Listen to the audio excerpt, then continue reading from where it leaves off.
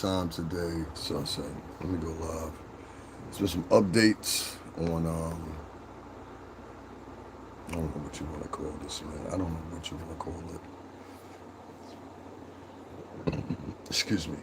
It was just last week, and I mean literally last week, before this even happened, that I want to let the record show. And many of y'all know this. I was online and I was talking about this particular situation. And I said at the time, I said, you know what? We gotta put a fix on our nation's trash. And I meant that, and I still do mean that. I think that how can I say it? I think the major problem that we got nowadays is we got a lot of men out here that are not happy about their lives. A lot of men. Give me a second, I'm gonna show you this, I'll be right back.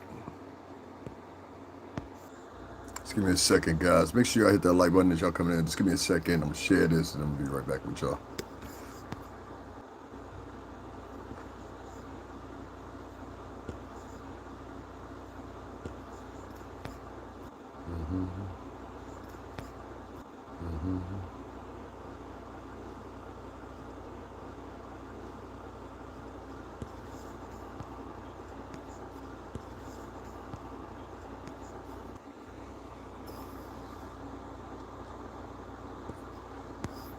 All right, I'm back, y'all. I'm back, y'all. I'm back. I'm back.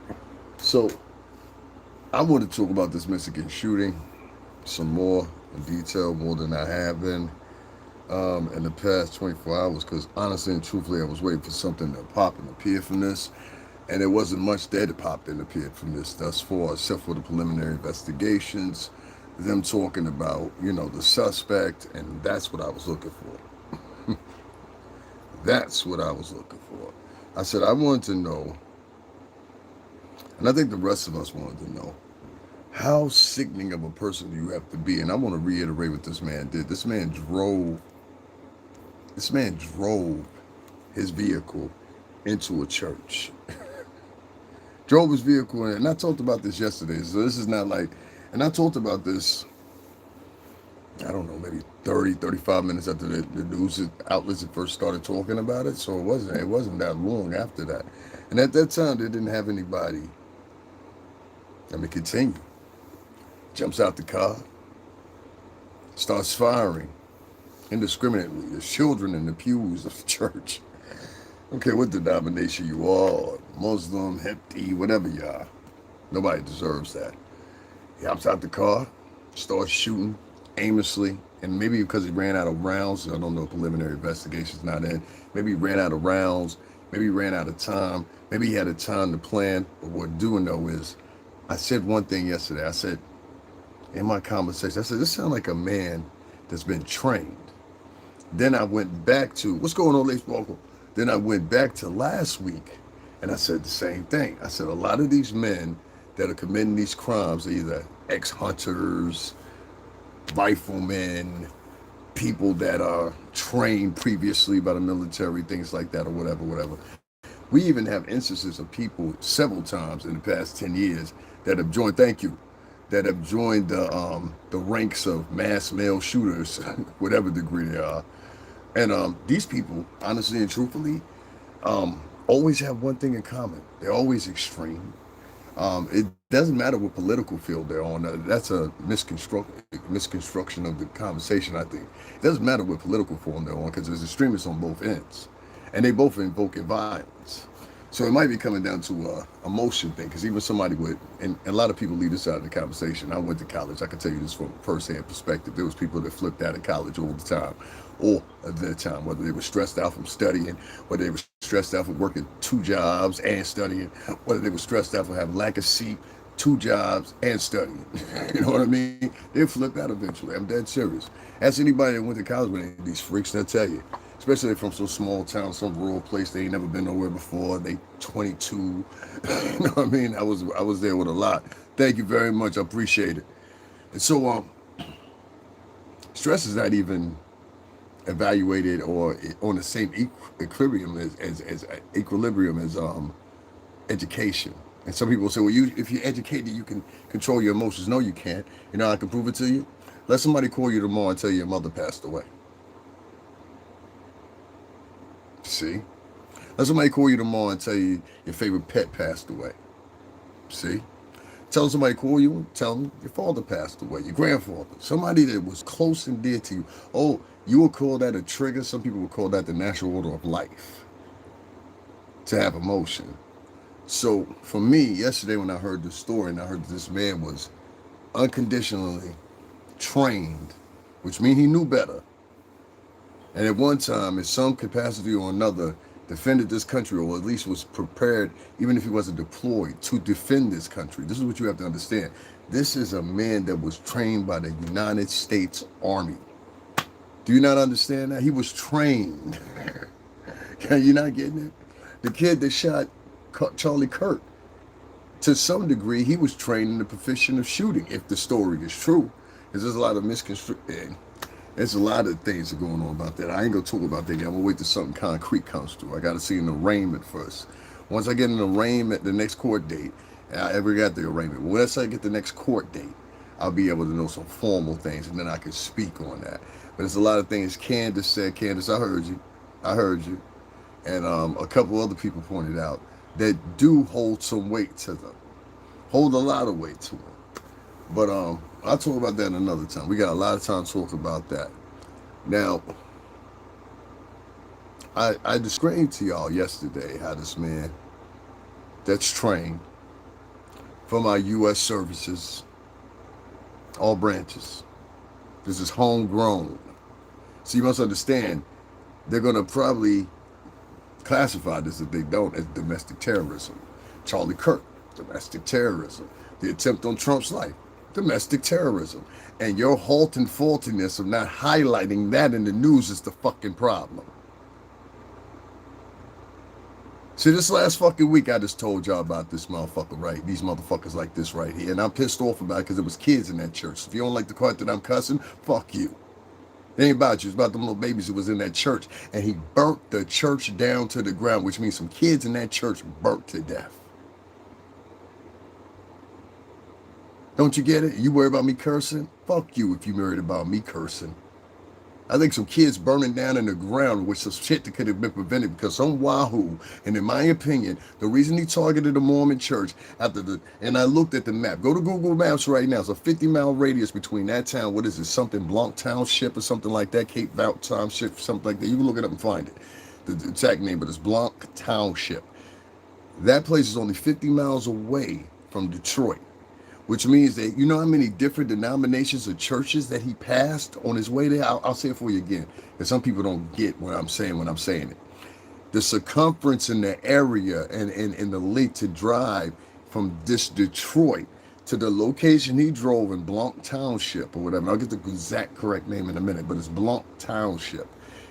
He drove past how many churches? This isn't a guess. Somebody just throw it in the chat room. And just guessing, how many churches do you think that this cocksucker passed? Huh? How many churches you think he passed? How many different denominations? Hell, a mosque, synagogue, and everything else. Are you following what I'm saying? No, he drove specifically 50 miles.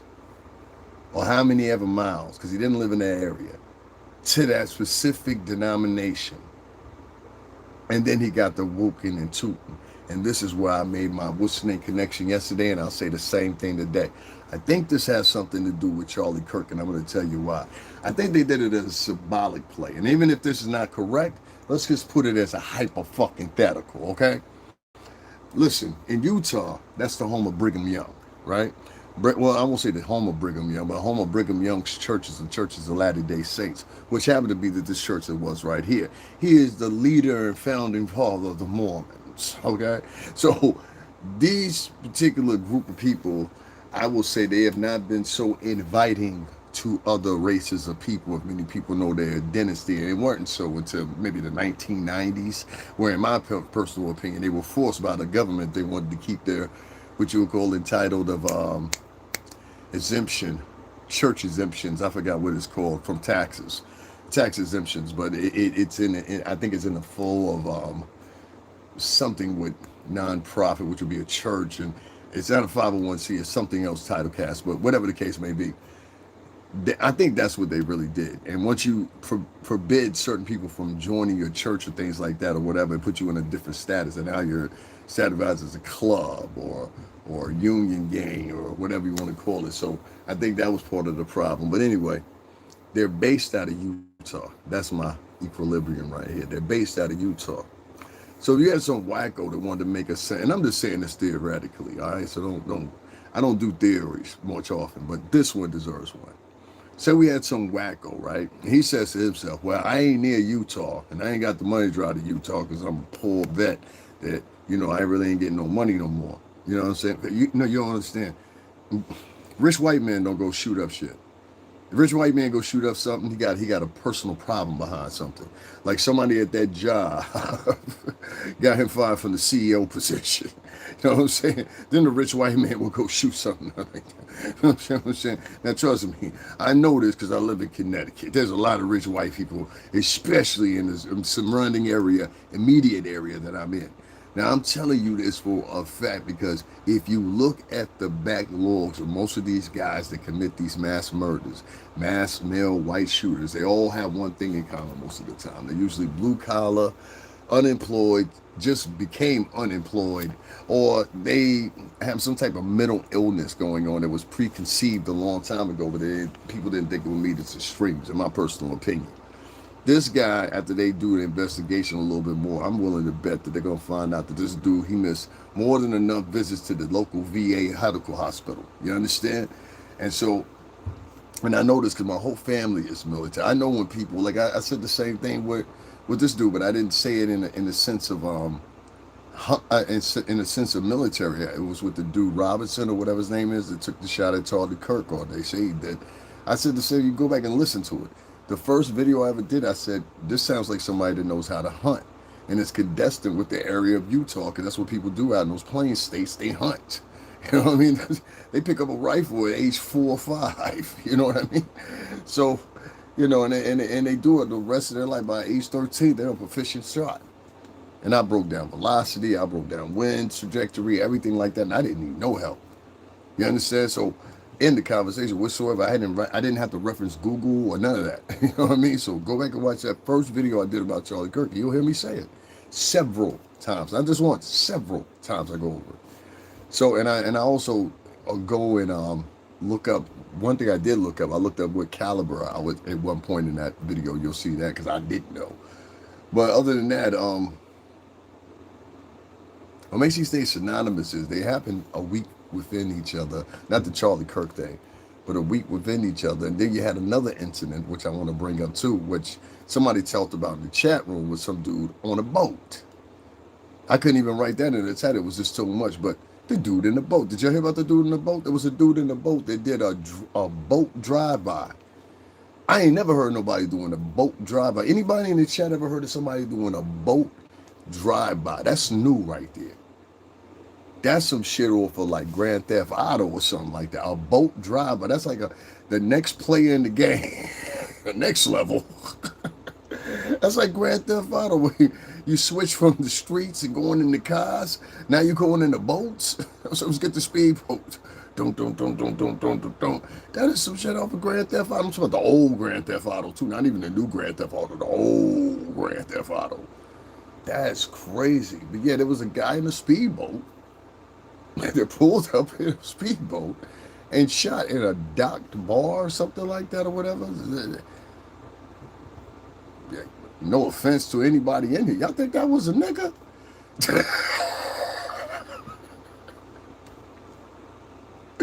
Let me tell you something. If for those that are watching me that don't think that this lower elk class of white man in America is just as much, if not more of a problem than niggas are. I don't agree with niggas either. A nigga is the one, shoot indiscriminately while kids is around and shit like that. Or can't talk some shit out, so they just want to fist fight it out or whatever, because they have the smallest of disagreement. I don't support them motherfuckers either. I think you should put them on the island along with the poor white trash, to be honest with you. I've always said that. But the problem is now, see, if Pookie and Ray Ray get shot on the block or whatever, I'm not saying that Pookie and Ray Ray's life is any less, because it's not. but it's contestant of the area most of the time, if not 98.9% of the time, where the immediate area where those kids are living, those people are living, which is usually not contested with the neighborhoods. The majority, there are whites there, but the majority of white civilization lives in. Is that fair? The most of those neighborhoods are saturated with black and Latin people. Is that fair? At least up here in the New York City tri-state. And Chicago, I can speak for, and I can speak for LA. Okay, that's what you're gonna get there. So, with that being said, it doesn't immediately affect the vast amount of the 62% of your population that makes up America. It affects the people that live in those areas. It doesn't even affect all black people. It doesn't even affect all black people. Because all black people don't live in these shitty neighborhoods for some reason or another. The people believe this, but they don't. I can stand testament to that. I live in Fairfield County. You know what I mean? Look that up. The fucking governor is from where I'm from. Anyway, well, the one-time governor. Anyway, long story short, pull it forward.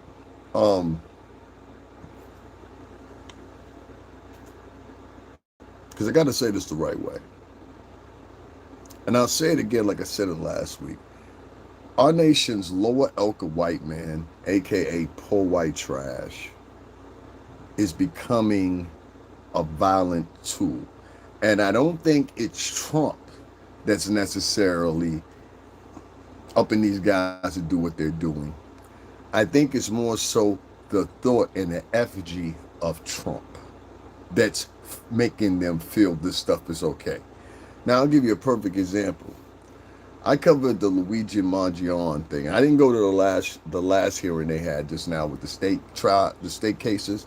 I mean charges, because the pure simple fact I didn't want to see it again.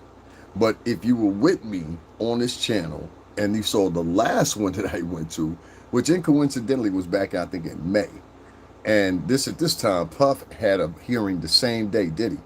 So I was back and forth between both of them. And on the side where Luigi Marjon was on, I'm trying to tell you how deep this goes, and I'm going to play it for you in a minute.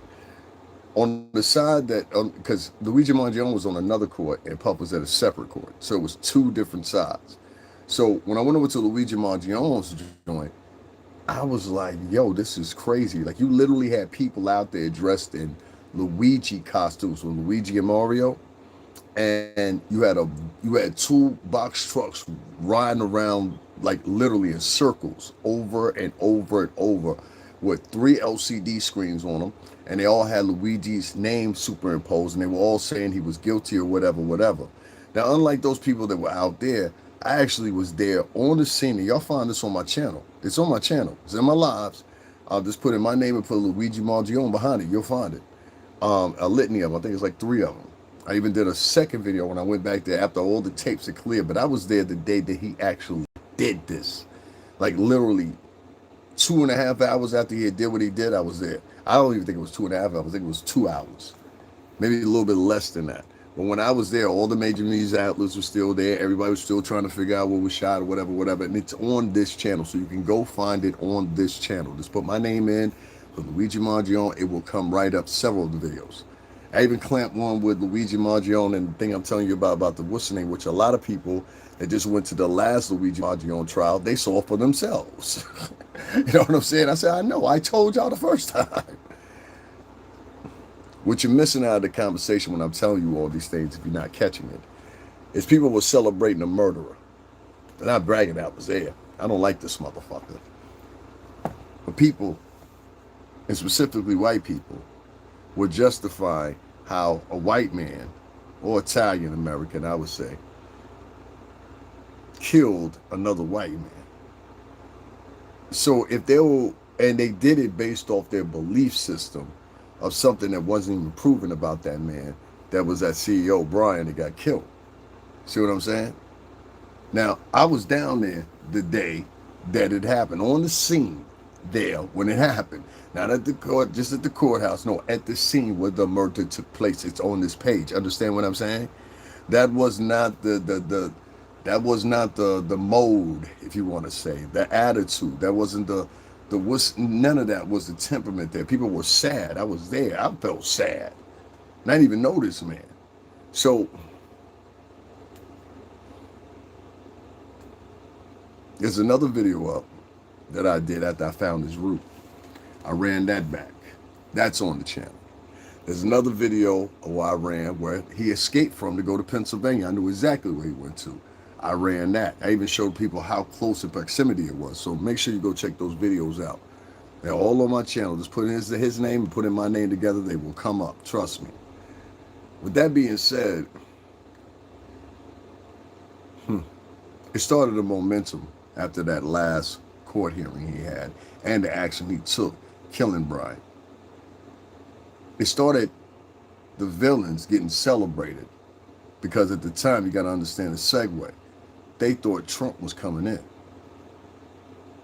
See what I'm saying? So that's why I said it's not Trump. It's the thought of Trump. And the thought of, well, there's a possibility, and it's up to Trump right now. Listen to me, Queens. You got to show these motherfuckers you ain't playing. That's what you got to do. You got to be like, nah, you can't do this shit either. And I watched how you try to distance yourself from that Charlie Kirk shit when you finally found out the shit he had been saying. Some of the other shit he had been saying. Some of the stuff he said I agree with, some of the other shit he be saying. Even people you don't like, there's some shit they say that you can agree with. Even like I say, even if it's a motherfucker that's always lying all the time, there's some truth in even what the liar says. You understand what I'm saying? Even if this is one sentence, there's always some truth even with liars. But anyway, long story short, this momentum with Luigi Marjon segued into something else, something that's dangerous. And I'm going to tell you what that danger is. They started getting doppelgangers because they saw that they saw that Luigi Marjon was being celebrated. Luigi Marjon was being arraigned at a federal courthouse, and they had motherfuckers outside celebrating. Free Luigi, they were saying. That's it. I interviewed a girl who literally lied on camera. This is what I mean. I asked her all these questions. I said, why you down here protesting or whatever? Oh, his First Amendment rights were violated the way they arrested him in Pennsylvania. This is what this bitch said. For real. Anywhere else, I would have spit on this bitch. I swear to God. Bitch, his rights were... Bitch, did you just say his rights were violated? Bitch, this nigga killed somebody. And everybody in the international community has seen this shit. We all see this motherfucker kill somebody. You understand? They should have bought the chair to McDonald's that day. Case over. Case adjudicated. I was just like, yo, that is crazy to me. And she sat there and she said that part. I let her say what she said. I had to sneak inside. And then she continued on. And then I said, well, what do you think about, I think where I questioned it was, what do you think about him murdering someone? Now, I was even giving her leadway at that time to still keep the consistent vibe. Okay, maybe his rights did get violated. I don't know. You know what I'm saying? Maybe they didn't read his Miranda rights. Things like that happen. Would I contest that if it was my homie and he had just got caught with 7 kilos? No, I wouldn't. So, you know what I'm saying? You got to pull my position here. I was trying to be fair. But when she said, huh? I said, the killing the Luigi Marjon did. How you feel about that? Huh? I don't know what you mean. I said, bitch, are you out of your mind or what? And then I started realizing as I looked at the rest of them, I said, yeah, these motherfuckers all look like they're out of their mind. They all look like they're out of their mind. The motherfucker that's driving a truck with 3 LCD screens on the side of them, there's 2 of these trucks out there. These motherfuckers out of their mind too for even participating in that shit for $1. You see? But this is the momentum and people seeing things like that, and that's superimposed from multiple different news agencies all across the world of that day at that court. And there was multiple news agencies down there, including my motherfucking YouTube and ass. That's where everybody saw it. So to the wahoo that's sitting in Utah, to the wahoo that's sitting in Wisconsin, to the wahoo that's sitting out there and near Blanc, Michigan, to the wahoo that's sitting in the swamps of Florida and says, you know what, I'm going to jump on the tugboat and go shoot something up. I'm mad. What happened, Barry? Man, they made my goddamn... You just don't know, Barry. I like my whiskey one way. And when you fuck up my whiskey, it's hell to pay. Them type motherfuckers. Down in Florida, oh, Florida's full of them. Anybody live in Florida knows exactly what the fuck I'm talking about. I'm not talking about Miami, Orlando, whatever. I'm talking about those swamp duck, kitchen sink hairdo motherfuckers that be down there in Tacoma and all them motherfucking places. Yeah, I said about y'all, fuck y'all, you country motherfuckers. I got family down there. Fuck y'all. Fuck all of you. Oh, kitchen sink hairdo ass motherfuckers down there. There's a lot of these little small towns down in Florida. They got gators and shit, right? And I'm not making fun of Florida. Like I said, I got family in Florida. Trust me. I have rights to say shit like this, all right? I know Florida very well. And I'm telling you, there's some of these areas in Florida you don't want to go to after night. You understand what I'm saying? If you black or Latino. They do Latinos dirty over there too. There's been 2 or 3. If you live in Florida, you know what I'm talking about. There's been 2 or 3, if not a couple more, murders of Cuban Americans all throughout these small little towns. Because see, what they'll do is they'll go get the girls, or sometimes it'll be guys too, and they you know, take them out in the country, man, whatever. You throw them in the water, gators eat them. I'm dead serious. You know what I'm saying? It's dangerous going anywhere. Anytime you go to somebody's house, the first thing you should ask them if you are leaving Miami, or you are leaving Orlando, or you are leaving Hialeah, Aventura, OBT area, Florida Mall in Orlando. Anytime somebody take you out of that area, get a pinpoint location of where you're going. For real. Be like, no, I need to know the exact address. And then immediately put that in your GPS and put it on your Google Maps. Immediately. People will drive you somewhere in Florida, and you will be going down one road. You understand what I'm saying? That one road will automatically just all of a sudden turn into, like, I don't know, woods. That's the best way I can explain it. And if you don't have a GPS, at least when you was going in there, so you can get some determination of where you was going, coming out of you was going to be a bitch. Because the trees, most of the times, then it's the Everglades, and then it's the waters, then it's a litany of different other things. There's some places down there they can't put, I don't know how to explain it, telecommunications and block the things down there, whatever, because of the terrain down there. You understand? Like, most of Florida is like swampland, to be honest with you. It's really not meant to, I don't think, that's my opinion. I don't know. Anyway, you get these people, back to the subject here, you get these people that are in these little small rural towns, and they get these crazy ideas, because most of the time they're not, if not moderately educated. You understand what I'm saying? They're barely been in a field where they can express it on their most of the time small local college. Not everybody, but you know what I'm saying? Some of them leave the state, but most of the time it's usually from local colleges, and it was years ago, and the curriculum that they learned is not even applicable anymore. And so these people, they fall behind. A lot of times it's men. And these men, they start, as they get older, they start having crazy ideas. And some of them will act out their crazy ideas. Sad enough to say. And some of them are becoming younger and younger and giving up on life. Like the guy Robinson, what was he, like 22, that shot Charlie Kirk? He was 22. Yeah, your whole life ahead of you. And you gave it up for a moment.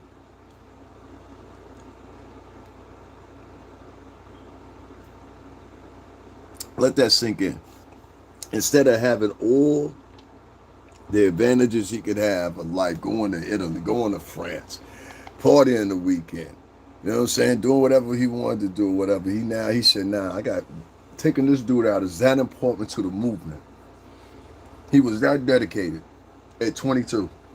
Let that sink in for a minute. Now the next one.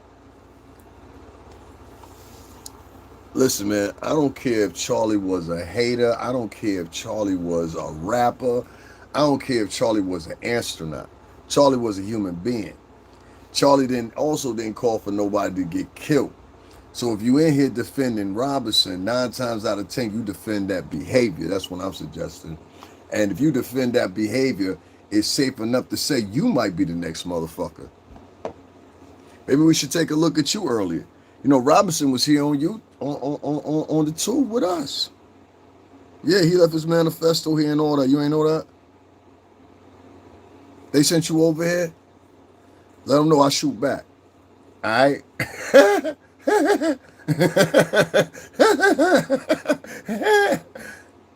First of all, I don't know why you commenting on that crap for stupid people. Why, except for stupid people, why are you? First of all, I don't know why you commenting on that crap except for stupid people. Why? Because you have to attack stupid people.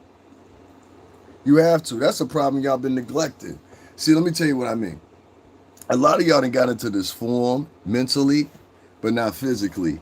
That everything that pertains and interacts with society is based on your emotions, your feelings. And this is one of the two reasons why these motherfuckers are doing what they're doing. They're thinking with their emotions. But see, I think with reaction. You understand what I'm saying? So I'm quite different. You come to me and you push me, I'm probably going to push you back. I don't want to talk shit out. I don't want to be your fucking best buddy. I don't want to do any of that shit. Fuck you. You can go. You understand what I'm saying? Like, what's your choice? You know what I mean? Like that's I've always been like that. And a lot of people that I know, well, most of the people I know are also like that. Italian, black, Latin, they're all like that. We're from a different elk of shit. So for me, I don't like let's take an event, let's take in the conversation, Charlie Kirk, right? He thought he was safe. See what I'm saying? He thought he was safe. They took they tried to take a tag at Trump 2 times, and he hadn't even made it to the White House for the second time yet. He thought he was safe. You see what I'm saying? See, once again, if you look at all those men unilaterally that I just mentioned, Robinson, the other one, or whatever, what they all have in common, they was all pussies in the normal world. That's what.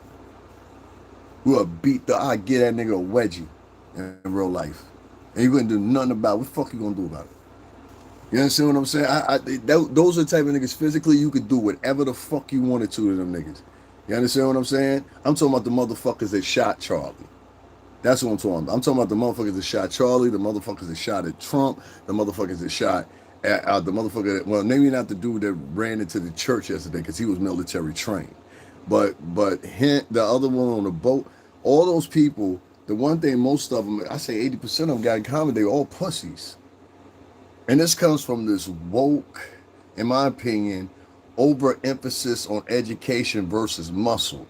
You never want to have, even the ancient Greeks and Romans put priority on their fucking armies and their men's of strength. You don't believe me? Go watch the movie 300. In the beginning of the movie, are they teaching the kids how to read fucking books, or are they teaching the kids how to fight with fucking swords and shields? Huh? You didn't go to university in ancient Rome until you were 40 years old. You had to earn it. You had to earn to go to university. So anybody wants to use the antithesis of university and college or whatever, I point no further back than the Romans. You are educated, aren't you? You do know this, right? Oh, okay, cool. Thought we were having for some reason or fucking other people think because I curse, I talk a little rough, that I'm stupid. That's the best thing about me. That's why you call me professional. Now listen, here's my point. Well, that's on all that, and know the university goes all the way back there. You don't need no more example in the modern day than the movie 300. Pick and choose whichever part you like, because there's 2 movies on that. In the beginning of the movie, those kids are learning how to fight first. They're not learning how to read books first or anything else. They're learning how to fight first. You get any other mammal that we're attached to by our DNA code, specifically, and I'll even use more of an example, monkeys. First thing the monkeys do, they don't teach the kids how to fucking read. They teach the kids how to wrestle, fight, and survive and shit. You get any other species of mammals, they do the same thing with their kids. You understand what I'm saying? The point I'm getting at here is unilaterally the same in a biological sense. It is never a good idea. First of all, you always got enemies. I personally think that Trump, I don't know why the United States branches hasn't doing this, but I think they need to raise the recruitment age up. You understand what I'm saying? Like, I think it's in Britain and in England, you could be up to, I don't know if you knew this or not, you could be 50 years old to join the military. Because see, these new branch of men that you got now, they not interested in joining the military. They interested in having conversations with lattes and shit with the gals. I know it's a hard pill to swallow. But them motherfuckers that took a shot at Trump, pansies. That motherfucker that shot Charlie Kirk, look at him. He's a pansy. What's the equilibrium that made him brave? A fucking gun. That's what made him brave, a gun. So now you got pussies with guns. Educated pussy, or articulate, quasi-educated pussies with guns. Let me reflect that better. Guys, make sure y'all double tap the screen and hit the like button. The slaves were stronger than the slave owners. Your argument is dumb as fuck. The slaves were stronger than the slave owner. My man, I'm not talking about slaves. And you see, let me give you a word of advice before I get you up out of here. What's your name? Nomad Abdi. It's always one of these motherfuckers, street educated niggas. Not formally educated, street educated. Just give me a second, everybody. Just give me a second. Let me talk to Ali.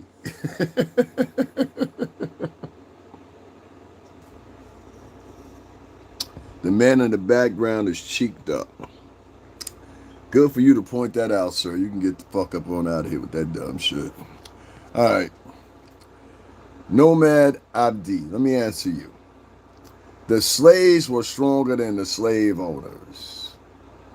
The slaves were stronger than the slave owners. Though I wasn't talking about slaves. I was talking about the children of the Romans, you goofy motherfucker. What is he talking about? Oh, he wanted people. Y'all got to watch out for people like this. This is what I like to call the black supremacists. That everything to them is connection is black. It's black. Everything black. The Romans is now originally black. The ancient Lithuanians was black. Everybody black. Shit.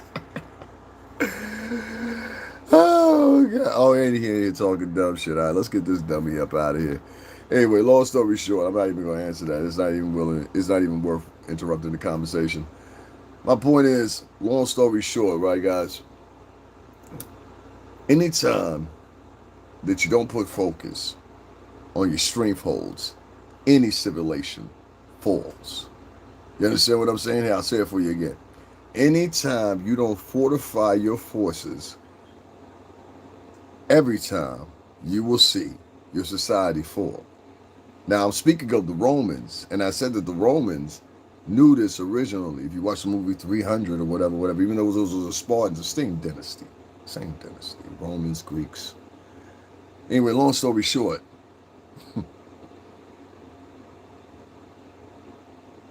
Eventually, Rome fell. Didn't it?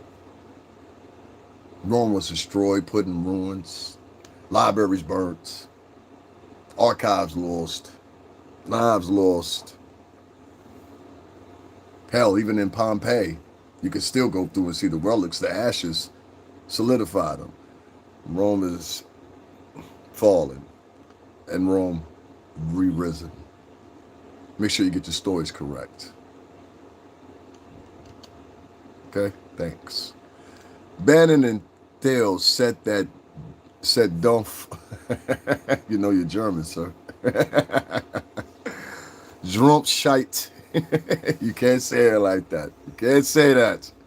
No Drumpscheit. All right, none of that here. Up the cause, he was behind in the polls, and the one thing they didn't tell him, he was actually going to be a shot. They wanted him to.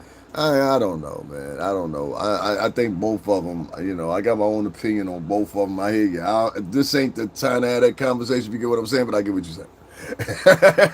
Let me say, this ain't the time to have that conversation, but I get what you're saying. You know what I'm saying? It got passed on to the powers of today's.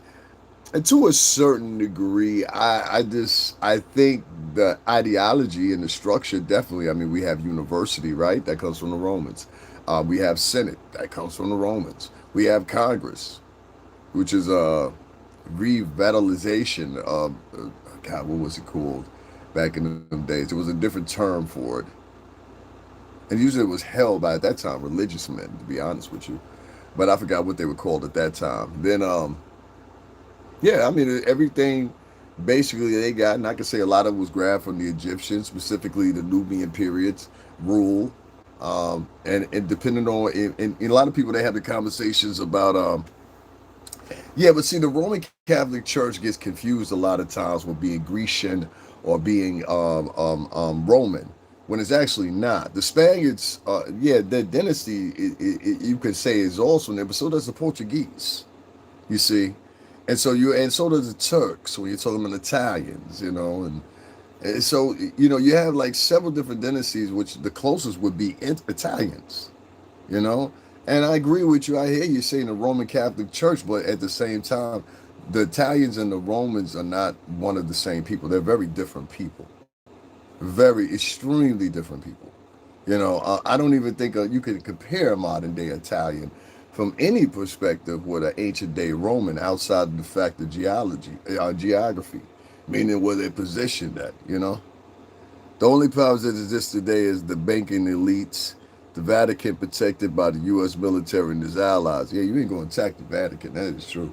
I've heard so many rumors about things in the Vatican's vaults and um, uh, uh, uh, a view to a different dimension in the basement and a couple other things. And, the retrieved lost Ark of the Covenant from the Ethiopians or whatever. We never put the Ethiopians. A lot of people always put the Egypt into a highlight in a conversation, especially a lot of pro-blacks. Who you really need to put into your conversations is Ethiopians.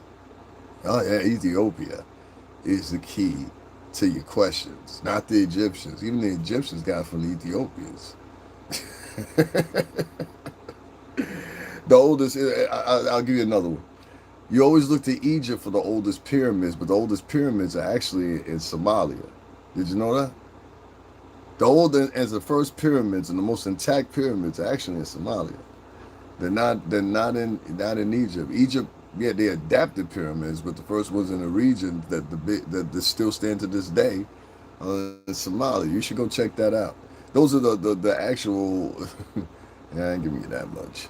Anyway, what are you saying here? 52 miles of tunnels containing literature under the Vatican. That's what they say. That's what they say. That's what they say. And a whole bunch of other different artifacts and things like that. Some to mention, some not to mention in this space. But yeah, there's a lot of different things that they say that's speculated to be there. Yeah, that's what they say. Egyptians of ancient times is nothing more than the people of Sudan, Ethiopia, and Somalia. Egyptian of ancient times. Yeah, I just said that. Why are you repeating what I just said? Yeah, I just said that. I just said that. Yeah, you should go back. I just said that. But I appreciate the help. I appreciate the help. No problem. No problem. Yeah, he's right. He's right. I just, he's saying the same thing that I'm saying and disagreeing, so I'm not gonna get mad at him for that at all. Yeah, delay, whatever, doesn't matter. You got your point across. I get exactly what you're saying. I appreciate you agreeing with me. But yeah, and I might be actually wrong about that. It might actually be Sudan that actually has the pyramids, not Somalia. So correct me on that one if I'm wrong. If it's not, if it's Sudan, is it Sudan or Somalia? I know it's one of the two to start with S. Put me there. I know it's not Ethiopia. Ethiopia has the churches that are built down in the ground. I'm talking about as far as the pyramids. I'm talking about the brain. Is it Sudan or Somalia? I thought it was Somalia, but I might be wrong, and it might be Sudan. And I don't want to mispraise what I said there. But it's one of the two to start with an S there. But that's where the oldest pyramids are. They're not in Ethiopia. Excuse me, they're not in Egypt. And I think the black people and a lot of other people, I don't know how we got on the subject, but I think they need to be aware of something else too. You also, when you talk about Egypt, you also have to ask yourself, what dynasty are you talking about? Are you talking about the dynasty in which the Syrians ruled over? Are you talking about the dynasty in which the Greeks were over? Are you talking about the dynasty in which the Nubians were over? Are you talking about the higher kingdom? Are you talking about the lower kingdom? What period exactly are you talking about? Under which ruler? Even some of the, what you would call fair-skinned rulers had blacks underneath them in their court or as their slaves. You don't believe me? Go look at the hieroglyphs yourself. That's why you see them in brown, black, whatever, and they be in different positions. Yeah. So, yeah, back to the premise of the conversation, though. I wanted to get back to that.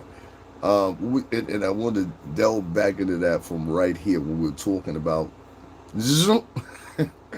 back with these shooters and hitters and killers of the innocent, including this gentleman. Oh, you ain't a gentleman, you're a piece of shit. That was ex-military. That's what really gets me going. You're ex-military, man. You better sign with protecting and upholding a certain code. And I really think the segue here to this, and I'll keep saying it, and I don't care who believes me or who doesn't.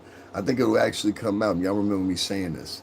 I think there's some segue here with Charlie Kirk, this shooting at a specifically Mormon church 50 miles outside of Detroit, where even if you were driving from the nearest town near or around the surrounding area of Detroit, you would still pass by multiple denominations of churches, synagogues, and mosques. So that's three different religions.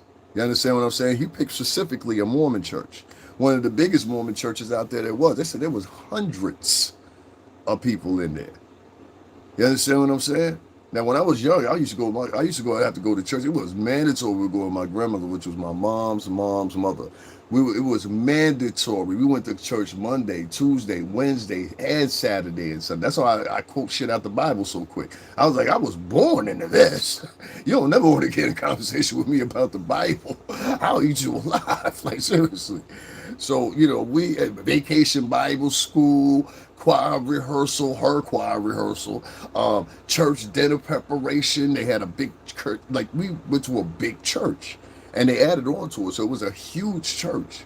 So I know the proportion of how many people you have in church or whatever. Like, I think they fit with the top pews too. I think they fit something around about, I don't know, I'm going to say about 250 to 300 people in there. So if you're saying there was hundreds of people in this church, and I saw the sheer size of that church, I said, whoa. And everybody didn't get out. They said they still finding bodies in there. And some of them bodies is kids. So see, this is the second time we done had a white well-masked shooter that had a bad week or whatever the fuck you had go shoot some kids. And I'm asking the question, when a white man go stand the fuck up like Tim Tebow did and dropped his demographic stating how white men are the highest in pedophilia. This is a white man saying this. You understand what I'm saying? Y'all have some problems on your side. And these PR campaigns that you have had now for decades just ain't going to suffice so fucking more. You need to get grabbing hold of your America's poor white trash. Just like black people need to get hold of their niggas. Just like Latinos need to get hold of their spicks. We all each got our own motherfucking balls and motherfucking the realms and shit. What I'm saying is, the motherfuckers y'all got, though, are killing indiscriminately amongst your own. You see? And it's not going to be but time enough before they start getting organized and start doing group efforts. Meaning, this motherfucker came in commando style. I don't know if it's hitting y'all the way it should be hitting. He drove into the church batter ram style. Jumped out the motherfucker like it was G.I. Joe and just immensely started shooting. Indiscriminately, whether it's children in there, he didn't even met babies, everything like that. After that, he was coordinated enough to say to himself, you know what, let's burn this bitch down too. Then he got into a shootout with the cops. The cops killed him. So he went there with the intentions to know, today is the day I'm going. So it was a suicide mission, ultimately. See what I'm saying? It was a suicide mission. You're not getting what I'm saying. It was a suicide mission the most. The little punk motherfucker that shot Charlie Kirk, right? Suicide mission. He thought he was going to get away with it. The motherfucker that shot at Trump. Suicide mission. These are domestic fucking terrorists. But yet alone, you got a fraction of white America that's online talking about this black fatigue shit. And don't get me wrong. Black Americans don't do shit for me. They don't even fucking like me. And for me to be even sitting up here defending them is like fucking stupid. But I'm going to do it anyway. You know why? Because fuck you. You know what I mean? I got an obligation to the son of bitches. So this is my point. When y'all having these conversations about this black fatigue bullshit, you got to keep in order something. And I'm saying this from somebody that grew up around you motherfuckers. I'm no stranger to white people. I didn't grow up in the projects. Let me reiterate, give you a look back. I didn't grow up in the projects. I didn't grow up begging and eating sugar sandwiches and shit like that. I went to a pretty goddamn good school or whatever. I became an evil little fucker, took up under my grandfather and all them fuckers. When I got older, I was like, hey, you know what? We'll see what's over here. Ta-da! You know what I'm saying? A lot of people say I'm a carbon copy of my grandfather in every which way. My grandfather was from South Philly. And he shot a couple motherfuckers, shit like that, but he was a military man. But he was a businessman too. And he shot a couple motherfuckers. He was known for that shit. So what he gonna do? But he was a good man regardless. And he was a rifleman too. He was a, what you call a marksman at that time or whatever. That's why I knew a couple little things, because that's what never mind. Anyway. So guys, make sure y'all double tap the screen and hit the like button. Y'all sitting here listening to me. Why ain't you hitting the like button? This is something that you don't like that's keeping your head. Good morning. What's going on, Alice? So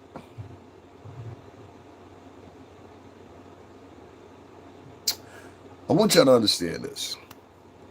This is not a racist conversation. This is not a one person liked it out of all the people sitting in here. One person. This is not a racial conversation per se, but it's a conversation about you need to start taking responsibility for your own white America. Okay? You have some loonies, some wackos, and some fucking losers.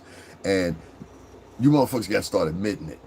Because what's going to eventually happen for you, and I'm talking about, this is psychological here. Think what you want to. If you don't want to, hey, who gives a fuck? But my point is here, what's going to happen is you're going to start getting an uproar from people. You see what I'm saying? And they're going to start pointing towards Trump. Then they're going to start pointing towards the media. And they're going to say to you motherfuckers, look, this is the 15th incident. A motherfucker rode in on a boat yesterday and did a drive-by. We doing drive-bys on boats. What is this, fucking Mogadishu? What is this, Colombia? You understand what I'm saying? What is this, Panama? We got him coming through the Suez Canal. Get him. What the fuck is going on? Grand Theft Auto. I just said the same shit in the beginning of the podcast. I said, this is Grand Theft Auto for real. Niggas is doing drive-bys on boats. There was a motherfucker that did a drive-by on a boat the day before yesterday, right after this shit happened, I think. It might have been yesterday. Was it yesterday, y'all? I'm going to read it in a minute. The boat drive was big crazy. These are the motherfuckers that y'all are launching from your race. What the fuck is going on in white America? And I think a lot of it has to do with this shit right here. White moms all across America, shut the fuck up. I got many of white friends. My state here in Connecticut is 37% motherfucking Italian American. Shut the fuck up. You bitches for years been letting little Billy get away with shit like this right here. You know what? Fuck you, mom. I've heard motherfuckers say that. You know what? You're dumb as shit, mom. I've heard motherfuckers say that. You know what? I don't give a fuck, mom. I've heard motherfuckers say this with my own 2 ears in their presence. I ain't hear it on TV. I ain't hear it in a fucking commercial. You bitches, not all of you, because someone put your fucking foot down, especially if you're Italian American or Greek. Don't fuck with Italian American mom or a Greek mom. She will bust your fucking head open. When I'm talking about all you fucking shocker ass, fucking don't cuss in the house, Timmy ass bitches. You hoes for years now been coddling these little motherfuckers. And now little Ricky, little Bobby, little Billy, they're all grown up and they don't know how to hold their emotions. They say, you know what? I'm going to do what I used to do with Dad on the weekends when we went hunting. I'm going to take this hunting rifle from 1920-something. I'm going to hop on this fucking roof and I'm going to take out Charlie Kirk. Boo-hoo-hoo, you hurt my fucking feelings, you bitch. And ain't nobody to point to blame but old little innocent mommy dearest Karen, Molly, who's more concerned on whether her fucking partners at the fucking PTA like her, worried about the people at her job like her, or whatever. Shut up, bitch. I'm telling the truth. You know what I mean? Fucking, I've had white friends since I was a kid. Since I was a kid, and I'm not talking about poor white friends either. I had a friend, Hunter, his dad was a firefighter. I had another friend, Kelly. We all used to go to her house and go swimming because she had this huge ass fucking pool and this palatial ass fucking place because her father was a fucking lawyer and a well-known lawyer. You understand what I'm saying? And he also invested in real estate. I have these friends to this day that I grew up with, and they will tell you the same fucking thing. I never hung around poor motherfuckers. And the reason I didn't hang around poor motherfuckers is because I know the problems that came with poor motherfuckers. I ain't hang around poor motherfuckers until I got older. My mother used to shelter, my father used to shelter us from poor people. Because poor people got problems with them all the time. And I'm not saying all, but there's always some that surround them in that aura. That's why you got to be very alert if you are around poor folks. You always a target if you got more than that. I don't give a fuck what nobody say. But, ladies, and I'm talking about old school white folks. I ain't talking about new school white people. I'm talking about old school white folks. All right? You know what I'm talking about. The type that don't call you a nigga until you act out accordingly. Those types. Shut up. There you go. So anyway, listen. Y'all got to start getting hold of little Timmy. Okay? Because this nutty motherfucker's now hopping on boats. Bang, bang, bang, bang, bang, bang, bang. You got to get a hold of little Brian, because Brian is now running through motherfucking churches and setting them on fire and shooting kids and shit. So the next time he tells you, I need to go over to the fucking VA, pay for a fucking Uber, drive him over there, do whatever, because next time he might shoot all y'all in your house. See what I mean here? Barbara, Karen, Mary, Marge. Is it? Bitch, y'all need to get y'all shit together over there. Now, I don't know what y'all family structure is over there in white America, but it needs to be motherfucking looked at. And it doesn't need to be looked at well-to-do white folks per se, because they're not the ones participating in this shit. I'm not talking to you well-to-do white folks. I'm talking about the poor, white, trash, and the unaccomplished in your race that you refuse to motherfucking acknowledge for now hundreds, if not an eon and some plus eons. Y'all didn't acknowledge the motherfuckers when they came over here. The Gnostics made up Connecticut. The Gnostics. They were considered trash in England. Also in Poland. Trash. These are the people that made up our state here. And they made up Rhode Island as well. They were trash. Ask anybody in my chat room right now, were the Gnostics considered upstanding folks? Were the Pilgrims considered upstanding citizens? Go ahead. Anybody in the chat room? Anybody? These were not upstanding. These were trash. These were motherfuckers that were so stupid they couldn't figure out that scurvy could be cured by just eating fruit. This is how dumb they were. They were uneducated, unequipped. They didn't even have a nurse that could tell them that. It was so they got to the Indians, and then the Indians helped them just eat some fruit, and then they never got scurvy again. Scurvy is a condition where your blood won't clot. Most of the Pilgrims and the Gnostics and all those people that they sent over here from England, which was English trash, James and his brother, they brought nothing to the first and the second set of colonies but trash. All right? 13, 14, 15-year-old soldiers and shit like that. So anyway, don't get it fucked up. Y'all know exactly what the fuck I'm talking about. They were trash. You didn't get some eloquency with people until people started immigrating to the United States. To be quite honest with you, all the soldiers that the Queen herself sent over and their cavalry, those were the elites. Once they found out what was going on in Massachusetts with taxation and things of that matter, that's when you started getting the elite classification. That's why there's so few of them to this day. Those are the remnants and the DNA of those that were actually classed in society in England. Were the us that put together an structure. They basically the niggas of the English. That's the best way I can put it. They're the niggas of white culture. Anybody want to argue with that? Anybody? It was so deep that during, and I want to say it was like the 1940s, 1950s, it was sometime after Reconstruction or something, like maybe even 30s. But sometimes I'm not good on these dates, but I'm always good within a 10 to 15 year radius. Okay, so they always vouch me as that. Don't put me pinpoint, but they always vouch me a 10, 15 radius. I'm never too much year off from that. But back in that time, they had a Reconstruction period or whatever, and at this time, if memory serves me correct, the way they typecast poor whites, they tried to kind of like merge them into the rest of white society, and it really just didn't work that way to make black Americans feel like, in my personal opinion, and Latin Americans, because by that time, Puerto Ricans had been here. In the 1940s, Puerto Ricans have been here already for 40 years. See what I'm saying? So Puerto Rico had already been a maritime state based under the Jones Act, but later on got amended to the Jones-Stafford Act, a gentleman senator from up there in Maine and New Hampshire, I believe. Yeah, but what you get is, let's see, I want to say this the right way. What you get is basically, if you're not understanding what I'm saying, white America kind of merged poor white America into one. And what they did was, and I think I heard the Honorable Judge Brown even mention this one time, if my memory serves me correct, once upon a time. So I might want to go check Judge Joe Brown.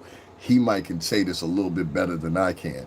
But they ended up merging them into society in a way where it almost they didn't appear. You understand what I'm saying? Unless you knew what you was looking for. Now, I'll give you a perfect example. I'm not trying to be funny. I live in Connecticut. And one thing that people in Connecticut do, they're very judgmental. Now, to the best of reasons. Listen to me very well. To the best of reasons. Now, it might be not in the immediate area I'm in, it's closer to New York, so it's more like New York. But as you go back more further down the state where I used to live at, it's very different than where I live at now.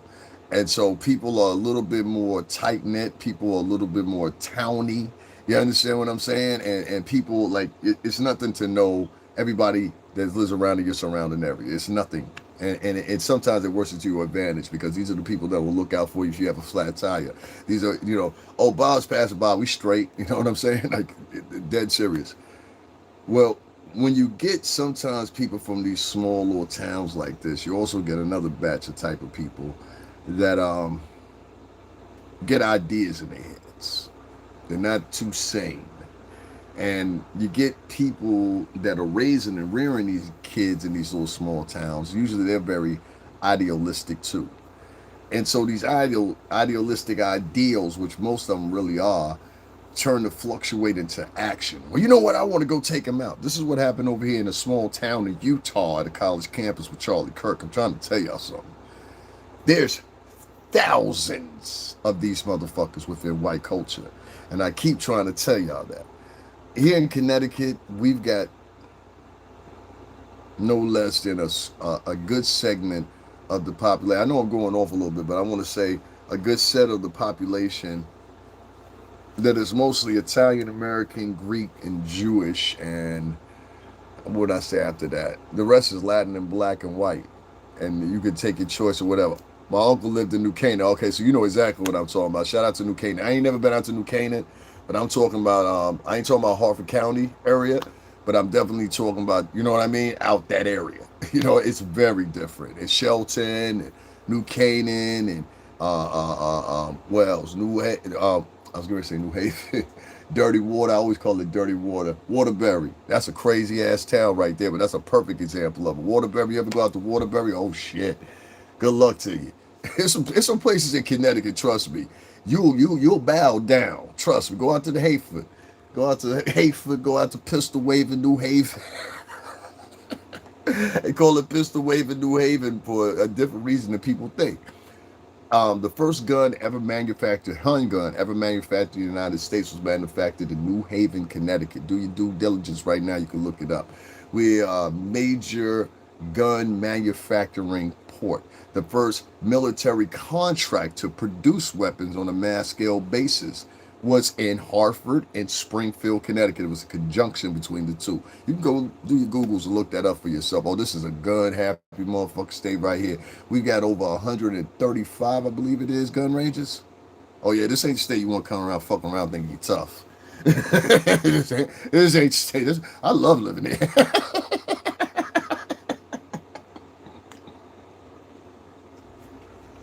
Yeah, y'all can have New York on that one. But grew up in Newark and I've never been to Connecticut, only NYC in my youth. You know what's funny as fuck?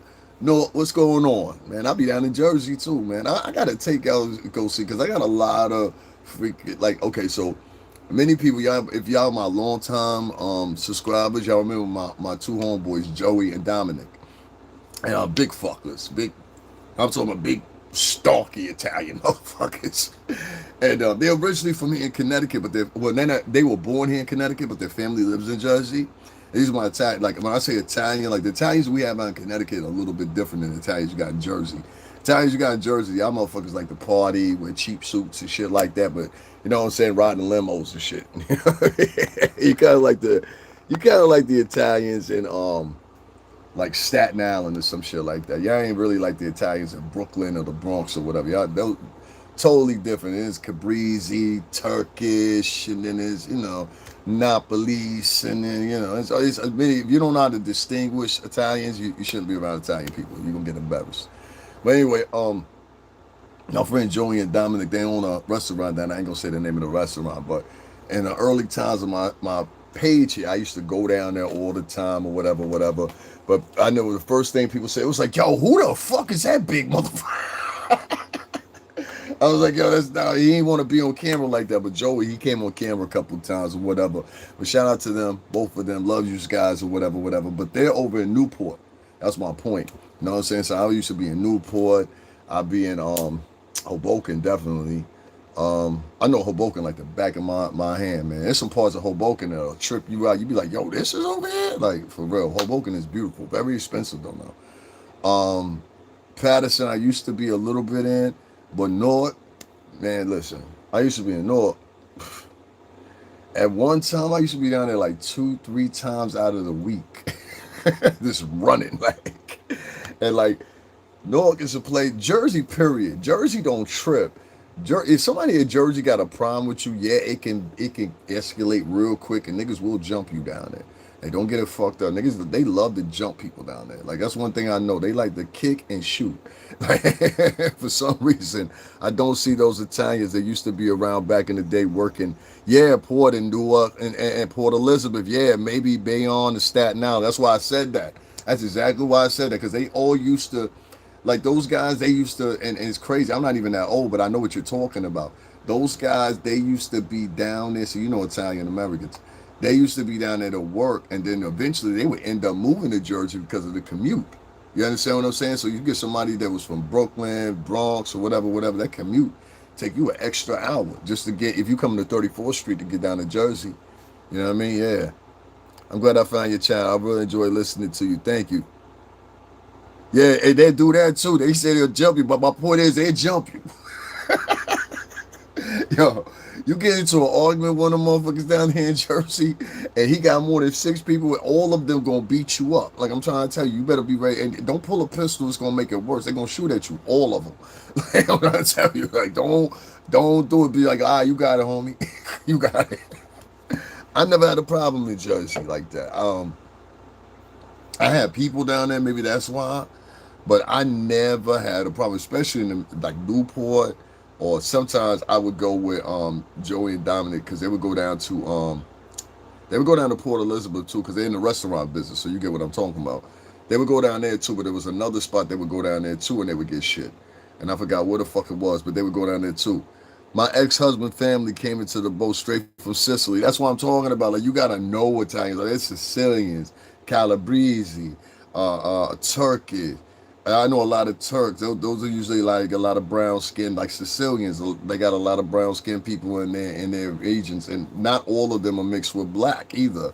A lot of them are mixed with Latin. A lot of them are mixed with Portuguese. They're mixed with a lot of different things that are brown skin and DNA, not necessarily black. And it's no shot at anybody. It's the truth. But I said Sicilian Napolese. Then there's like 3 other mountain, like the Turks. It's like 3 other mountain little people, whatever, whatever. Like Italy's got a whole bunch of mountain towns and shit like that, or whatever, whatever. I'm like, I bet you did.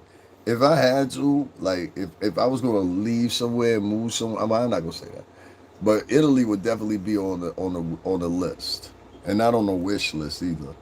You know, like, Italy's a beautiful place, man. It's a beautiful place. I used to work with the Italians that own Cham Disposal Bag. Oh shit, yeah, yeah, yeah, yeah. It is. Looking over those fucking mountains. I'll tell you somewhere else too. If they wasn't communist, Greece. Yeah, I know Greece was communist. It is. It's a communist country. Uh, yeah, you ain't gonna find no motherfucker. Yeah, you go over there fucking around if you want to. Yeah, she said, I know, right? I'm trying to tell you, yeah. Greece would be a beautiful country to say if they wasn't communist. That's the only, don't give me no country that's communist. Don't give me no country that's socialist. I don't even think any exists. That's how Venezuela fell under. Back to the subject, y'all. I'll be talking sometimes. Sometimes I'm sorry for everybody who was here for a particular reason, the conversation, other than what we were just talking about. But sometimes I go off a little bit or whatever. But I like to interact with the people that are interacting with me. And guys, make sure y'all double tap the screen and hit the like button. I might not like the conversation or whatever the case may be, but we still gotta have the conversation, right? And I'm gonna get into a little bit here about a certain rapper that I found that was attached to Maga. Um, Charlie got killed by Alphabet Democrat. I live in Utah. They support Alphabet community out there. Oh, you live in Utah, huh? Okay, that's what's up. Yeah, stay here. Let me have a conversation with you. You said that Charlie got killed by Alphabet. God is beautiful there. I've been to Hong Kong. You should go. Just beautiful. You know what? I had somebody else tell me about that. Yeah. But just hold on one second though. I want to get into Giving Life 706. You still here, boo? Oh, that's a dude. Charlie got killed by Alphabet Democrat. You see what I mean? Like, let me tell you something before you start, right? This is the thing. I'm seeing this uptick lately, and see, I'm sitting here talking against poor white trash. So I got to address niggas too. And see, that's nigga jargon. Let me tell you what I mean by nigga jargon. You ready? Let me get this light out of my face a little bit. Is that better? Let me tell you what I mean by Giving Life 706. And I'm not attacking you. You just listen to what I'm saying. I want you to go back and spread it to the community. Tell them I said so if they got a motherfucking problem with it. All right? You can tell them I said it. This is the problem, my boy. Once you start using terminologies like that in the key, giggle, uh, uh, um, perspective, what you're going to find very quickly is once you are outside of the circumference of the demographic, meaning the people that listen to jargon like that accept jargon like that, or whatever the case may be, you know what I mean? Once you get out of the circumference of them, most people are going to shut you automatically off making a statement like that. And I don't say this because I want to deduce you. I say this because I want to help you when you have a broader conversation. Sometimes people hear me sitting here, whatever, and I'm talking the way I'm talking or whatever, but you'll notice I always exempt from certain things. Because when you say certain shit, you got to realize that these are not the only eyes that are on you. Now, right now, my chat today, this is light. You understand what I'm saying? Be quiet and listen. That's the problem with black people now. You're always talking all the time. You notice these white people that were in here, they were listening. It doesn't matter if you were military. My whole family is multiple branches of military. I talk about it all the time. Thank you for your service, sir. But once again, you didn't make a very strategic move. Even military soldiers make mistakes, don't they, sir? Huh? How many times did you have to do the comp training? Once? Huh? How many times did you have to do your testing? Once? Okay, so you should know that soldiers make mistakes. How many times did you miss a shot, sir? Do training. You should know the soldiers make mistakes, correct? Okay. So like I said, soldier, respectfully, you need to be very careful. Once is more. You took it once? Give me a second, guys. Give me a second, guys. Sir, then you're putting yourself in the are you going to heaven too? Are you going to heaven too? Can you walk on water? Can you shit ice cream? He's perfect, y'all. He says he's perfect. So you never failed any of your training. Got you. Never had to take anything over. Second. Got you. Never made a mistake. Never missed a shot. Got you. Got you. Perfect record all through life. You're flawless, sir. Only God can be in comparison. So to the flawless man, here's the first mistake that you made in your life. And sometimes people don't understand when they've made mistakes. And like I said, I'm not trying to insult you. I'm telling you something. Watch what the fuck you write. This ain't the military on this shit right here. And this right here, all thing they need is one motherfucking time of you saying some shit that typecast you for the rest of your fucking life. So refrain back from when you think you're saying something slick like alphabet. Because, my man, what will happen to you is it will have a whole tirade on your motherfucking bottoms for the next couple of weeks if they feel so fit. It only takes one of them pointing you out in your profile, and they will harass the shit out of you. And that's much I can assure you. You understand what I'm saying? I support my gay cousin. Don't use terminologies like that. We don't use hate terminologies. I'm the only one to use hate terminologies around here because I'm real wounded about it. You understand what I'm saying? I don't like niggas, poor, white trash, or spics. Here. Other than that, you more than given to stay here, man. You want to rock out and have a conversation with us. Stop whining like a little girl. Who the fuck are you talking to? Go fuck your mother. You don't tell me how to talk, you bitch. Make sure your kitchen is clean. Uh-oh. We got them up in here asking. Uh-oh. I'm gonna stay out of this one. I know that talk. I'm gonna stay out of this one.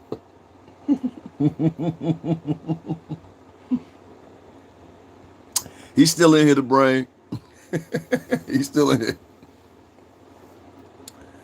Are you gonna tell me what that means? He'll tell you in a minute. Who somebody said something to Alice? Who said something to Alice?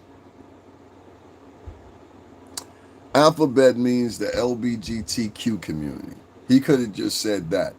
Sometimes when you use little clever terms and shit like that, it'd be people that poke out and be like, yo, you insulted me or some shit like that. You got to be very careful what you say to people nowadays if you are the type of person that gives a fuck about what's going on with you and shit. You know what I'm saying? Me personally, I really don't give a fuck. Only thing I got to do is gain shit right now. You know what I'm saying? Only thing I got to do is gain shit right now. You're not old. I'm retired vet with 21 years of service in the Army. You a mechanic? You just said you was a marksman though, son. You said you was a marksman. Now you was a mechanic and you was in the Air Force. So why you lie for? You just lied. Everybody just heard him say that. That's some lying shit, bro. Damn. Did y'all not hear this man say, oh, hold the fuck up. I'm sorry, y'all. I don't like lying motherfuckers that lie on the military.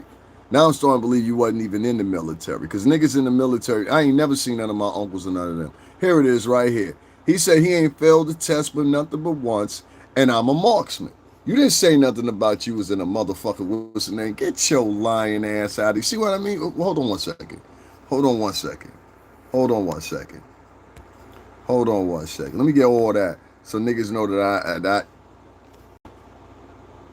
Nah, bitch, you said you was a marksman. Fuck you. I shot as a marksman in the Air Force. You was a marksman in the Air Force, sure. Now I don't want you in here no more. You seem like a liar. I don't like liars. I don't like liars. That's not a marksman. A marksman don't appear in the Air Force. The Air Force is part of, and NASA is part of the same fucking thing, man. Fuck is he talking about now? He might be the fuck up out of here. He's a liar. I don't like liars. And plus, I don't like niggas like that. He came in here arguing. You know what I'm saying? And that's what I mean. Like, y'all got these black supremacists too. Yeah, he was lying. You saw it too, right? I thought it was just me. He came in and said he was a marksman. You didn't say specifically, and then he go on to get specific when the other dude asked him what his MOS was. I know what that is. So, okay, what is your service? And like he was like, oh well, I was mechanic. A mechanic is not a motherfucking marksman, nigga. The fuck you mean you was a marksman on what, an engine? Thank you, Alice. I thought it was just me. I thought I was stupid. What the fuck? I told you they lie a lot, man. And he thought I didn't catch it. I was like, no, you're not switching that up. I'm sorry, guys. Hold on 1 second. Let me promote myself. Oh, man, the things I go through. I'm going to play something for y'all in a minute here. But I just wanted to have that discussion right there. That was amazingly funny right there. I was like, did you think I missed that? You don't see that cow card what it says right there, NYPD. I'm not NYPD, but I live up this way. You know what I'm saying? Listen, you got to have a good story for them. You know what I'm saying? You get stopped by them, you better have a good story. Well, see where it happened. Officer, where it happened. Ain't none of that shit. Get straight to it. You know what I mean? This nigga couldn't even get straight to it. I was like, yo, what would you do? I was a marksman. Word, let me go get that real quick so I make sure I understand. I am not making something up on him. And you ain't talking about you a marksman. We talking about a mass shooter.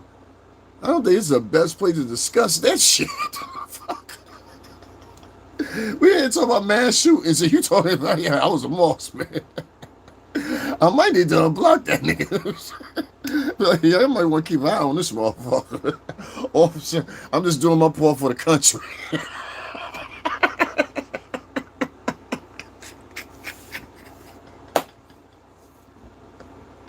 Officer, I'm just doing my diligent duty for this country. Oh boy, I get blown away, man, because I'm gonna do a separate live about this kid. Cause he just blew my mind right there with the lion, man, and it's constantly all the time, and this is the problem. You can't have these conversations. I'm into having conversations like this. I don't care if it's 60, 70 people in. I don't care. I know this gets less people when I do stories like this or whatever. I do one about freaking Puff or whatever. It's 300 people in the chat. You know what I mean? In all fairness, he may have been a marksman, which is the lowest qualification in the line of his job, especially. They don't get out much in the motor pool. Even more reason I want his low budget ass up in here. Fuck him. Fuck him. Because he had the audacity to come in here like, listen, you mean you had the lowest fucking form of a job in the military service and you in here acting like you some fucking thespian or something like that, but you can't quote nothing off their head. Most of these motherfuckers, they got to Google some shit before they can clarify some stuff nowadays. You know that, right? They literally don't have brain capacity, and it scares the fuck out of me because I'm like, yo, you can't think ahead and think about what you're saying right now. So when you came out the blue, the brain, and said to him, "What was your MOS?" I said, "Oh, I'm gonna stay out of this conversation." And that's why I stopped because I know exactly what that is. Listen to me very carefully, all my mom's brothers and sisters, except for her and her mom. Well, she ain't her own sister, but you know what I mean. Except for her and her elder sister who passed away not too long ago. They're all military. Our great uncles, including my crazy ass grandfather, who everybody say military. You understand what I'm saying? My grandfather was known for shooting niggas. Like, I'm trying to tell you. Like, and the police knew it. And some of the police, this is fucked up shit about it, but it's the truth. Some of the police had served with him in his time period. So a lot of them knew him and grew up with him or whatever. So in some cases for him, my Uncle Bernard and a couple other ones, they would make excuses for them. You know what I'm saying? Like literally in this time period. And they got away with a couple things. It was a drug dealer or somebody that was fucking with him. He wasn't going around just fucking with niggas. My grandfather wasn't in the streets. My grandfather was a working man, who ended up owning his own business and sent all his kids to college. You know what I mean? So I think only 2 or 3 of my mom's brothers and sisters used the GI Bill. I just don't understand why people have to come into the chat just to make problems because they don't have much going on. Think about what time it is, Alice. It is right now approximately 3:21 in the afternoon, right? 3:21 in the afternoon, and you in here trolling people. Now, you got to ask yourself at 3:21 in the afternoon, why ain't you trying to get some money? You understand what I mean? I'm sitting here thinking my phone charger the whole time it got unplugged. Why this nigga ain't home trying to make some money? Why you ain't, you know what I'm saying? I got something setting up right now where I'm going to have something where products y'all can purchase and stuff like that. Yeah, you in Cali. You in the West Coast. That's why.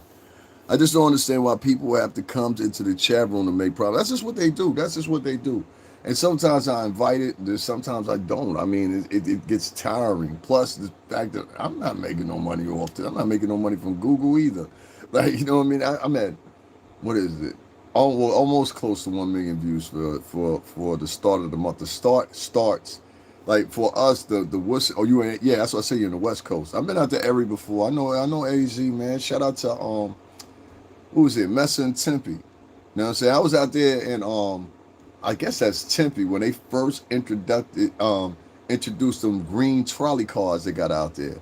You know what I'm saying? To run downtown by the Diamondback Center. That's where we was at. We was down in that area. You know what I mean? But yeah, we had a good time in Arizona. I went to ESPN Zone. I didn't show people pictures of that shit on here. Next time I got time, I might have time today. I'll show you. But yeah, I was out in Erie. We went out there for the All-Star game. I forgot what year. I think it was like 2010 or 11 or something like that. We went out there for the All-Star game. We had a good time out there. It was cool out there. It was definitely cool. Hot as in a motherfucker. We flew in a what was it called? Light rail. That's the name of it. Yeah, them green trolley trains. They're above ground. Yeah, they're above ground. We flew into Sky Harbor Airport. That's the name of it. And we came out there with fucking jackets on because it was February. So we was like New Yorked up. Let's put it that way. It's still cold in New York, and so we flew out of LaGuardia. So it's still cold in New York around this time. You gotta understand. It's February. It's the height of cold in New York up this way. Like out of all the months, even January, February, and the first week of March are always the coldest of the totality. I'm trying to tell you, frigid coat. We had niggas had boots on, all the shit that you wouldn't want to wear out there. Put it that way. So we come into Sky Harbor Airport. The lady tell us when like the when you get off the plane, you see like the back of it. It's like all glass. It's a beautiful freaking airport, and on moderate size or whatever. Inside it's nice too. They got like red carpet. I think it had in there. So I know what I'm talking about. I swear to God. We got off that plane. As soon as we walked, I was like, God damn. That was the first thing I said. I said, God damn. But then everybody's like, what you talking about? As each motherfucker walked out, I swear to God, everybody was like, yo. Niggas just opening up suitcases, trying to fold their jackets or tie their jacket up. My man, he was lucky enough. He always wears shorts under his jacket. Like most people do that, so most of us will wear shorts up under our pants and stuff. This is a thing we do. So most of everybody that came up, took the, got the clothes right and everything like that. But yeah, it was hard that first day till we went shopping. I was like, yo, let me go over here, grab a pair of shorts or two, whatever. But it was the lady said, yeah, it'll probably get about 110 out here. It ain't too bad. I said 110. I said, what the fuck that feel like? She said, you think that's a lot? It gets up to 120 and 30 sometimes. Then she started telling us about fucking trash cans being melted and shit. I was like, what the fuck? She had a picture of literally a car with a headlight and the headlight had melted. I had never seen no shit like that in my whole entire fucking life. And trust me, it gets hot in New York. Like this summer, it really didn't get that hot. But sometimes it gets so hot you cannot breathe. When you punch in the buildings, the steam, it's best to keep it moving. If you're not keeping it moving, make sure you're drinking some water. We moved here in August, and my mom rolled down the window and said the car was overheating. My dad said, no, it's just the air. Yeah, it's that hot out. It's like, it's different from a Miami hot. Like Miami hot I can do because it's like, how can I say it? Miami heat has humidity to it. There's always some water because you're surrounded by water, so it's always got some humidity to it. So even though you're sweating your ass off, you don't realize there's actually humidity in the air. Even though you don't understand, so most people don't understand that when you're down in Florida, you gotta take a shower at least 3 or 4 times a day. Seriously, if you want to stay fresh, you gotta take a shower at least 3 or 4 times a day. You're gonna have to have a separate budget for wipies. You understand what I'm saying? Like you will just have a separate budget for and I'm talking about the large wipies. So you can always be like this. That towel ain't gonna do it. That towel, at the minute that towel gonna start to smell. I had to learn this. That was the first thing my cousin told me. He's like, yo, don't get no towel, man. That shit gonna start stinking. Chicks ain't gonna want to talk to you. It's gonna smell like all the shit you've been wiping all day. Just get wipies. You know what I'm saying? For real. No lie, Kuwait was 125 during the day, and I froze at 90 degrees, and I froze at 90. Yeah, see what I'm saying? Then we have monsoons in July through September, so it's hot and humid. Yeah, y'all heat out there is your dry heat. That's what I was gonna get at. It's like a real dry heat, and like that red clay ass mud y'all got out there don't make it no fucking better. It is dry. I'm talking about like you will feel like it's not like you're. That's why I said it's like it's a beaming heat. It's different from Miami. Miami heat, yeah, you're hot, but you're also sweating. With that Arizona heat, now that shit will just creep in. You'll be standing somewhere talking, and you know what? Oh my God. I'm dead serious. You'll be sitting there because I felt like that. I was like, yo, I was sitting there talking to somebody, and I was like, yo, I felt like I'm about to pass out or something. I wasn't used to that. But luckily, I was used to Miami a little bit. I was able to deal with it a little bit. But yeah, always do what they tell you. Like I was walking around at least. You have a thing of water with you. Even the water you got to switch out because the water gonna get hot after a while. New Mexico and El Paso, Texas required chapstick in September. Damn, that's crazy.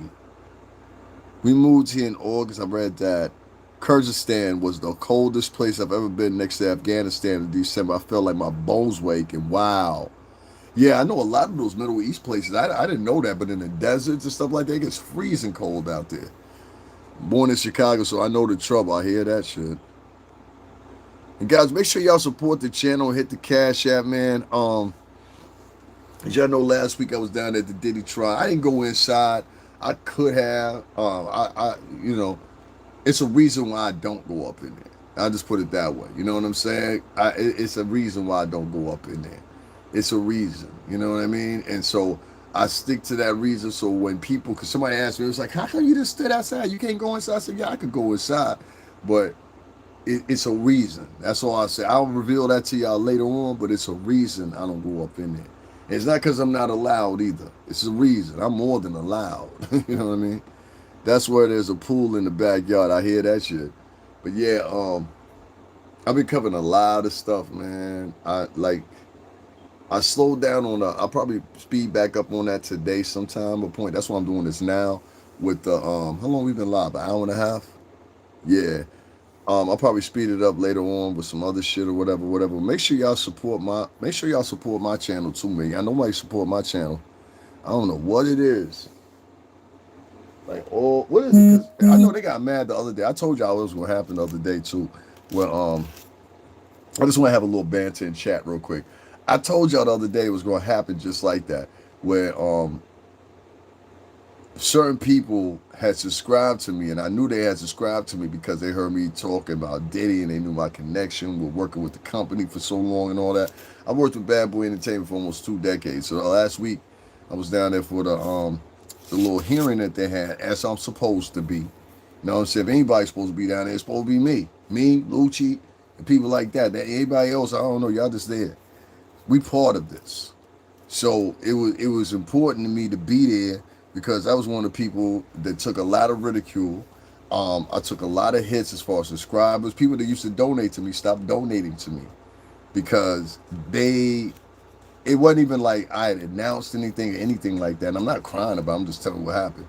It wasn't like I announced anything or nothing like that. They just automatically said, oh, he's a Diddy supporter because he used to work for him. And they just ravaged this through all kinds of networks and stuff like that. See, if I'm sitting up here talking about white people, I got to talk about black people too, what they do.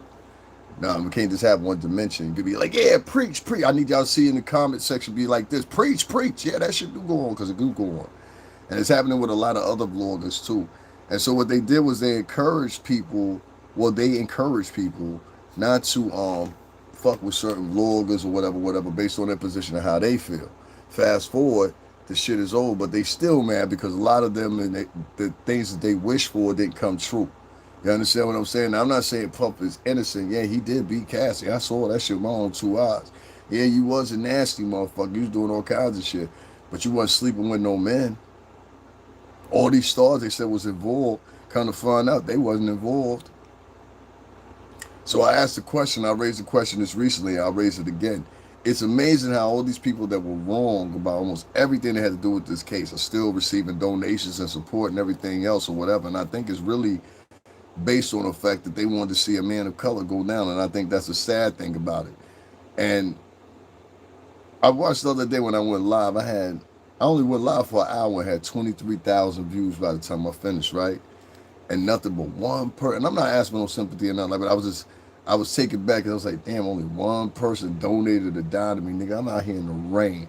And I'm glad it did rain that day because it brought me back to when I first started going down to those damn things. And I was like, yo, son, it's raining out here. It's cold out. And it was cold and raining at that because it was in the wintertime.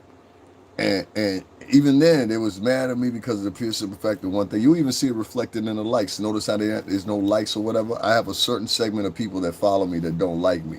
And so what they do is they'll sit on your channel and they'll just hover and just listen to everything you got to say, like voyeurs and perverts and weirdos and shit. This is what's consistent of a lot of that T crowd that's over there, whatever. That's why I said it ain't gonna be nothing but so long before somebody kills one of them motherfuckers. I'm just waiting for it to happen so I can talk about it on my podcast. Be like, yep, see, I told you. Because somebody's gonna kill one of them motherfuckers. You can only talk so much shit and be adamant about it for so long before some motherfucker just ticks off and be like, yo, one of these niggas gotta go. And it's getting to that. And I honestly and truly believe it'll be a woman before anything. It's gonna be one of these chicks. It's gonna be one of these chicks. Somebody gonna take out one of these bitches for saying the wrong thing. You know, let me tell you about Huggy, man. I really don't be having no problem with Huggy, but Huggy gotta address that sooner. That's why I calls her Alice. I call her Huggy. You know what I mean? So nobody else know who I'm talking about because these niggas ever been and twist your words and shit. I like to tell Huggy what the fuck I'm saying straight to her face. She a Philly girl at the end of the day / Jersey. So I like to tell it to a motherfucking, you know what I'm saying, one-on-one. I don't like doing all that. Yo, so-and-so said we ain't from that area. Nah, nigga, I said that. I said it.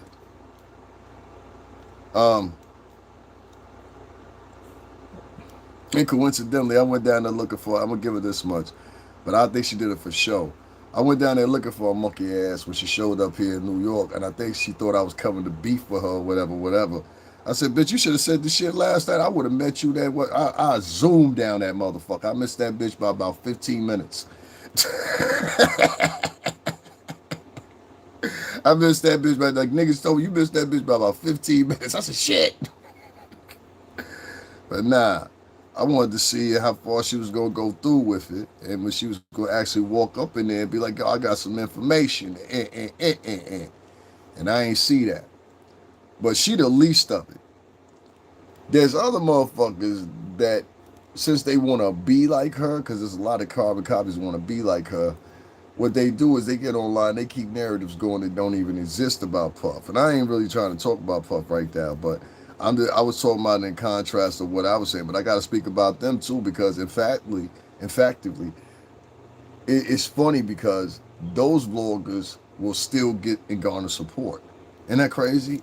Like, they still got people on their channel because of their hateful Puff that will still financially support them, but they telling other people, don't support people that can obviously see what's going on here, and this is a miscarriage or some shit. Yeah, he did some shit. Don't get me wrong. Who the fuck is innocent? You? Me? Who? You know what I'm saying? But at the same time, it wasn't to the extent of these RICOs and all the sex trafficking shit and all this shit. He wasn't convicted of none of that stuff.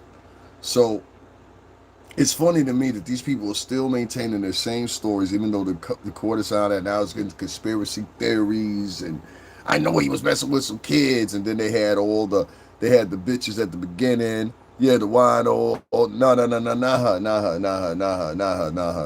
The person you wrote before, Alice. Just chill. But I'm talking about this a whole litany of motherfuckers. You understand what I'm saying? They all wanted to wreck the course. See, the problem they had down at the courtroom was they allowed it to be open to the public. So you got a lot of riffraff and trash down there. You understand what I'm saying? Trash flying in. Some of the people that came and showed up, they was good people. I can vouch for 2 of them. You understand what I'm saying? Maybe possibly 3. But if they weren't for the New York City Tri-State, I really wasn't fucking with them. I got like, there was niggas down there I could fuck with. You understand what I'm saying? Like, my man, shout out to Gary, man. I hate you. On compris, oui. On ça va. Like my man Gary, you know what I'm saying, who actually was in the game, actually worked for some people that y'all mention a lot of times, but in a real way, and Dame Dash Man, you know what I'm saying? One of his peoples was down there, and I thought I seen her down there, and I knew who she was because she looked right at me, and I think me and you might have gotten involved in a moment of mine down there, but we Gucci or whatever, but we was Gucci then, you know what I'm saying? Because I ain't say nothing to you, but there was some people down there from NY that should have been recognized, should have been put on. I said this then, I'll say it again. That should have been, yeah, it was some weird shit down there. It was some shit with niggas pouring baby oil on each other, whatever, all that shit. Although you ever do that shit again, I swear to God, I'm gonna cut you the fuck out on behalf of New York City itself. Because that was a nigga from out of state who was doing that. We don't ever do that shit again. That nigga made the dudes motherfucking at the internet. They had Chinese and Brazilian. Everybody saw them niggas. Oui, on parlait français, oui. Pourquoi? On parlait français, mademoiselle, non? Ok.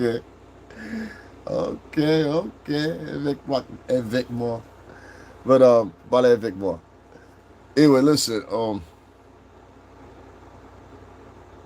when we break it down and we finish and we done with this thing of ours, you know, for me it's a big deal. And I think people don't understand it. You know, I'm gonna take the time to say this here while it's on my mind. You know, when it comes down to this old bad boy thing or whatever, people have to realize I worked at this company for 17 years. I'm a musician. I'm not a vlog. I'm a musician. That's why I laugh at some of this stuff that happens on here. I've sold music. I've had videos out. I'm in music artist videos. I love doing music, and I'm going to continue to always love to do music. You understand what I'm saying? Probably to the day I die.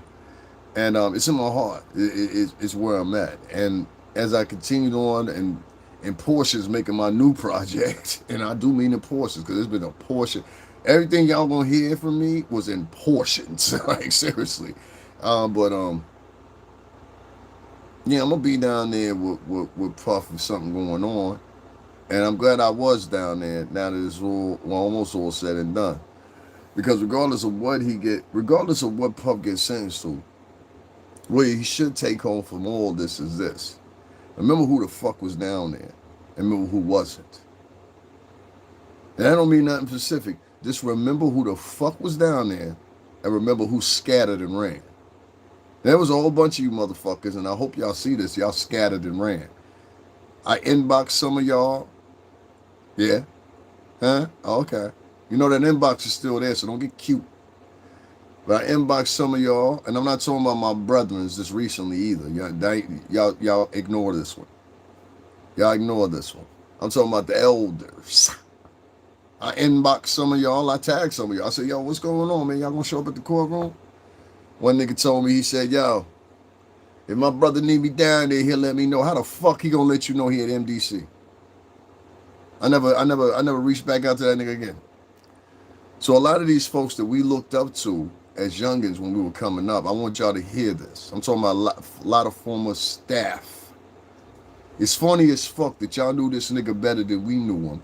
Y'all have been around him to the circumference. I know a lot of niggas gonna get mad at me saying this, but it gotta be said, because I ain't with that phony shit. Before I got with y'all niggas, I was in the street in a real way and around real niggas that were coincidentally, a lot of them were from some Bronx and Manhattan. You understand what I'm saying? And then coincidentally, a few of them from Mount Vernon. One in particular that know Puff. And a lot of people around there know him too. You know what I'm saying? So don't say you don't know L.I. and don't say you don't know Penna. So what I'm saying is, and you know the setback with that, Lil too. So I'm just saying, like, and I'm talking about back in that time, not now. These are family men and stuff like that. Now, don't you just ignore that. But my point is, them niggas was around and they was around y'all. Some of them went to high school with y'all niggas. Y'all niggas is like, y'all don't realize this. A lot of them niggas were Puff. Them niggas is like 55, 60, 63, 64 years old. You see what I'm saying? So we was kids when they was coming up. Hold on one second, I got y'all. So my point is, it's like, none of the niggas from the staff, not even in a sneaky way. You could have came down there in the disguise, nigga. Nobody would have known who half y'all were. You understand? But y'all totally avoided the trial altogether. Even after the nigga won, y'all weren't even down there for the day that he got fucking sentenced or the jury grabbed back his verdict. Y'all niggas weren't even there this recently. I was out there by myself in the rain. And at the very least, bad boys, staff, or whatever the fuck else, while I'm sitting down there trying to hold the company down on my back by myself, getting flooded and motherfucking strange looked at, having to set up my own motherfucking strategic fucking shit and having to set up my own motherfucking escape plans and shit. It was a lot of planning, but I'm professional. Y'all know that. So that's why I was like, I don't worry about it. He got it. And I came through. But it's just mighty funny to me. Ain't a motherfucker from Bad Boy Entertainment staff offered me fucking $15 in my Cash App. You understand what I'm saying? And none of y'all motherfuckers was down there. So Puff, when the story be told, just remember this. And I just want to say it like this. Puff, when the story be told, just remember this. None of them motherfuckers was down there. None of them motherfuckers you hired for 1540 Broadway, Atlantic Records in the scope, wasn't none of them motherfuckers down there. And the only two motherfuckers that did originally have your back, God bless his heart, Groovy and motherfucking Stevie. Some of these niggas might have been calling you or whatever, but how come you wasn't down at the courthouse, dog? And I don't give a fuck when you regroup or however this shit turn out after this week or whatever, Puff, it gotta be said, man. What was niggas at? What was niggas at? Would it get to the point the major media is saying the same thing? They like, where's niggas at? And niggas as quiet as a church mouse. So I'm just saying, maybe that was the way y'all were the whole time. And y'all was just pretending. Was y'all pretending? That's what it seemed like to be. Oh, yeah, we're your buddy, we're your friend. No, I don't live by no rules. I come from a different ilk of niggas, man. And maybe that's the difference between y'all office niggas and niggas who was actually in the street doing shit.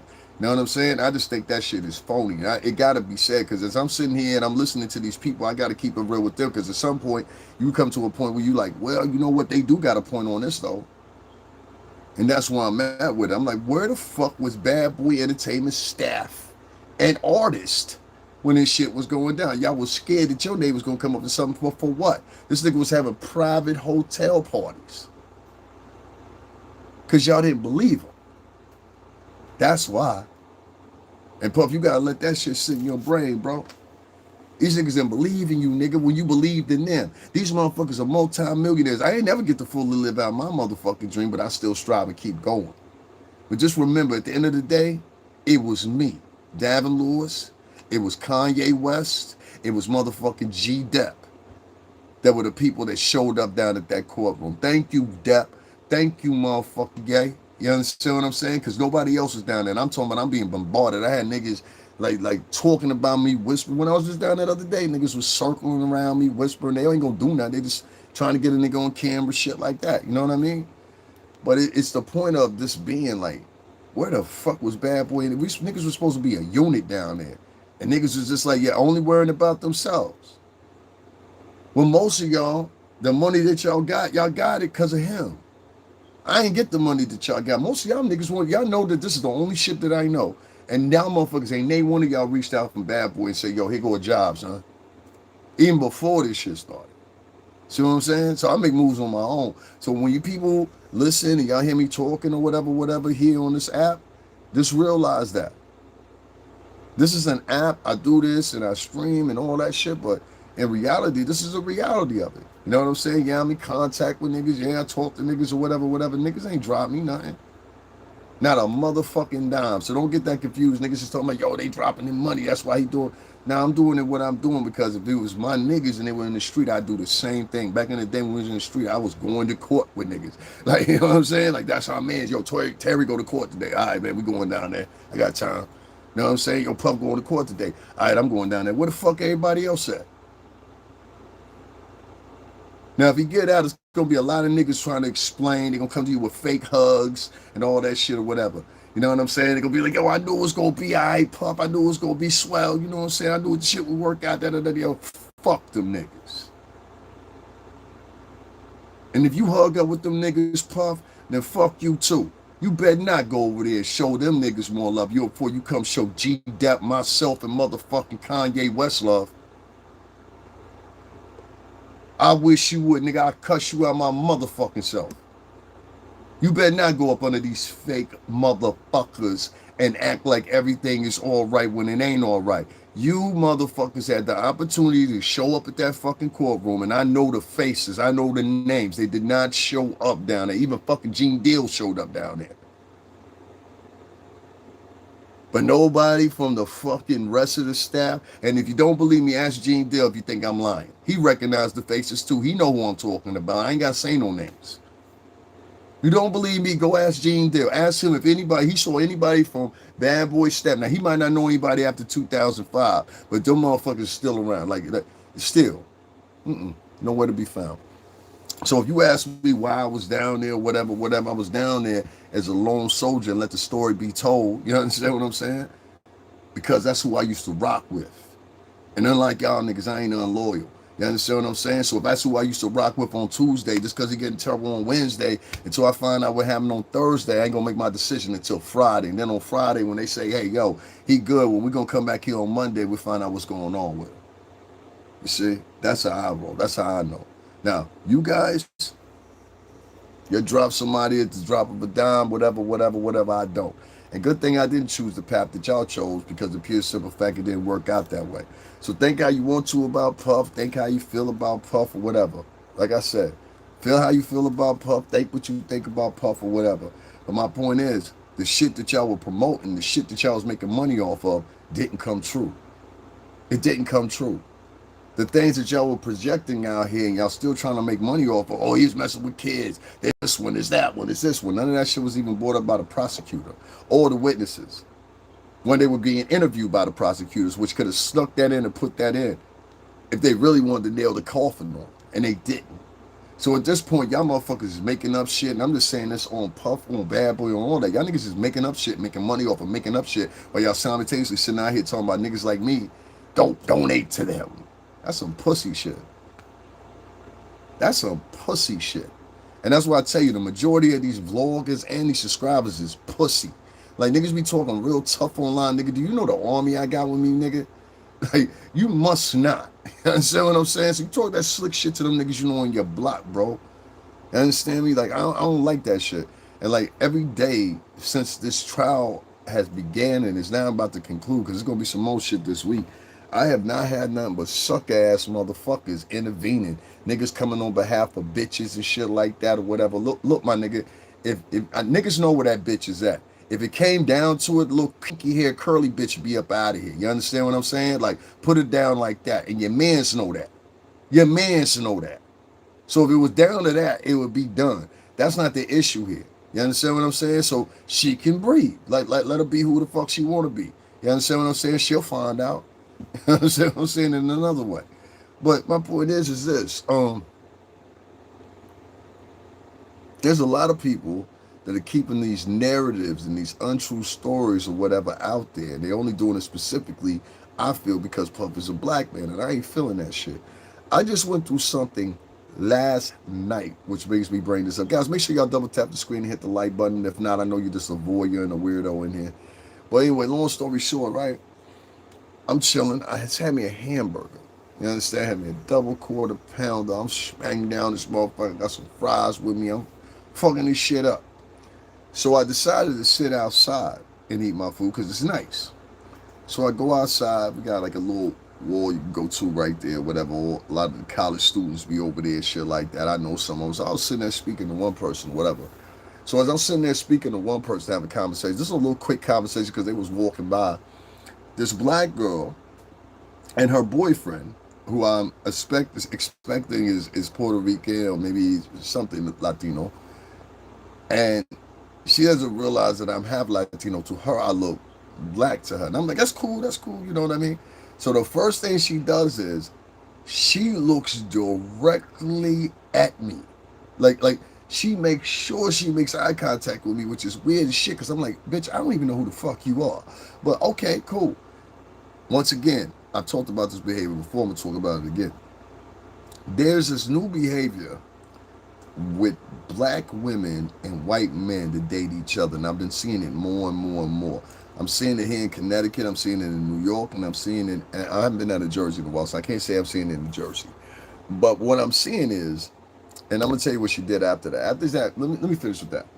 After that, she started talking as loud as she possibly could because I don't know if she wanted me to hear her or whatever.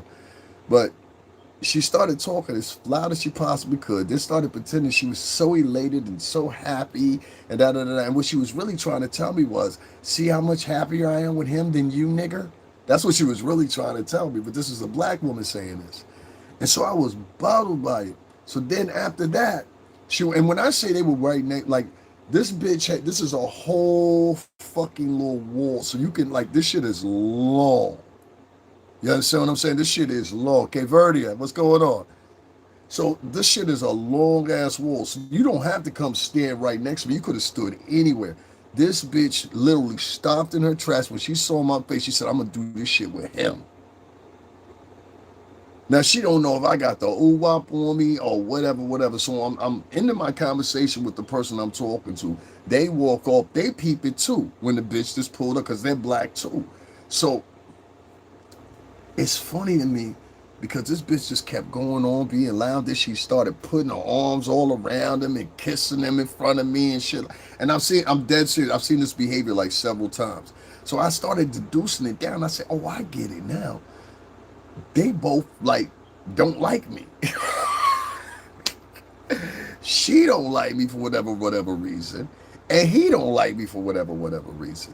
So really, me might be able to deduce. What's going on, Victor? We might be able to deduce down that maybe they were doing that because of both of their hatreds for me. And is this a prerequisite of why they're dating? Because I can assure you, I've dated many of Italian girls, and that's never been my prerequisite.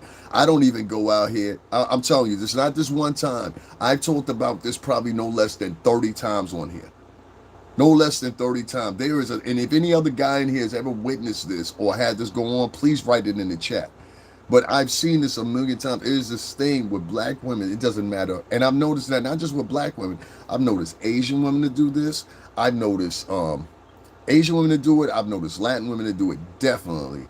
Latin women are almost damn near think they're white now. You know what I'm saying? Because they white women and black women, they do this thing when they'll think they actually have morphed into a white woman because they're dating a white man. It's some weird shit. And I'm talking about mentally, the way they project things, everything. I've seen this with my own two eyes. So let me tell you how this concluded. So I didn't pay no attention to the bitch, and I started putting my headphones on because I said, yo, I'll do something to this bitch with him there because I know he can't take me. So I'm sitting there, I'm just listening to my music or whatever. When she saw she couldn't get my attention because she looked right at me after she kissed him. Like when she was, and it was so obvious, it was like, you see us? Because I guess she was used to it. She wasn't comfortable with her interracial relationship. And that's the real problem. He was comfortable, probably in love with her. He wasn't looking for no trouble. I could tell because he wasn't even falling for the shit she was doing. But she was prepared to sacrifice him and put that boy in danger because she wanted to prove a point that somebody found her attractive.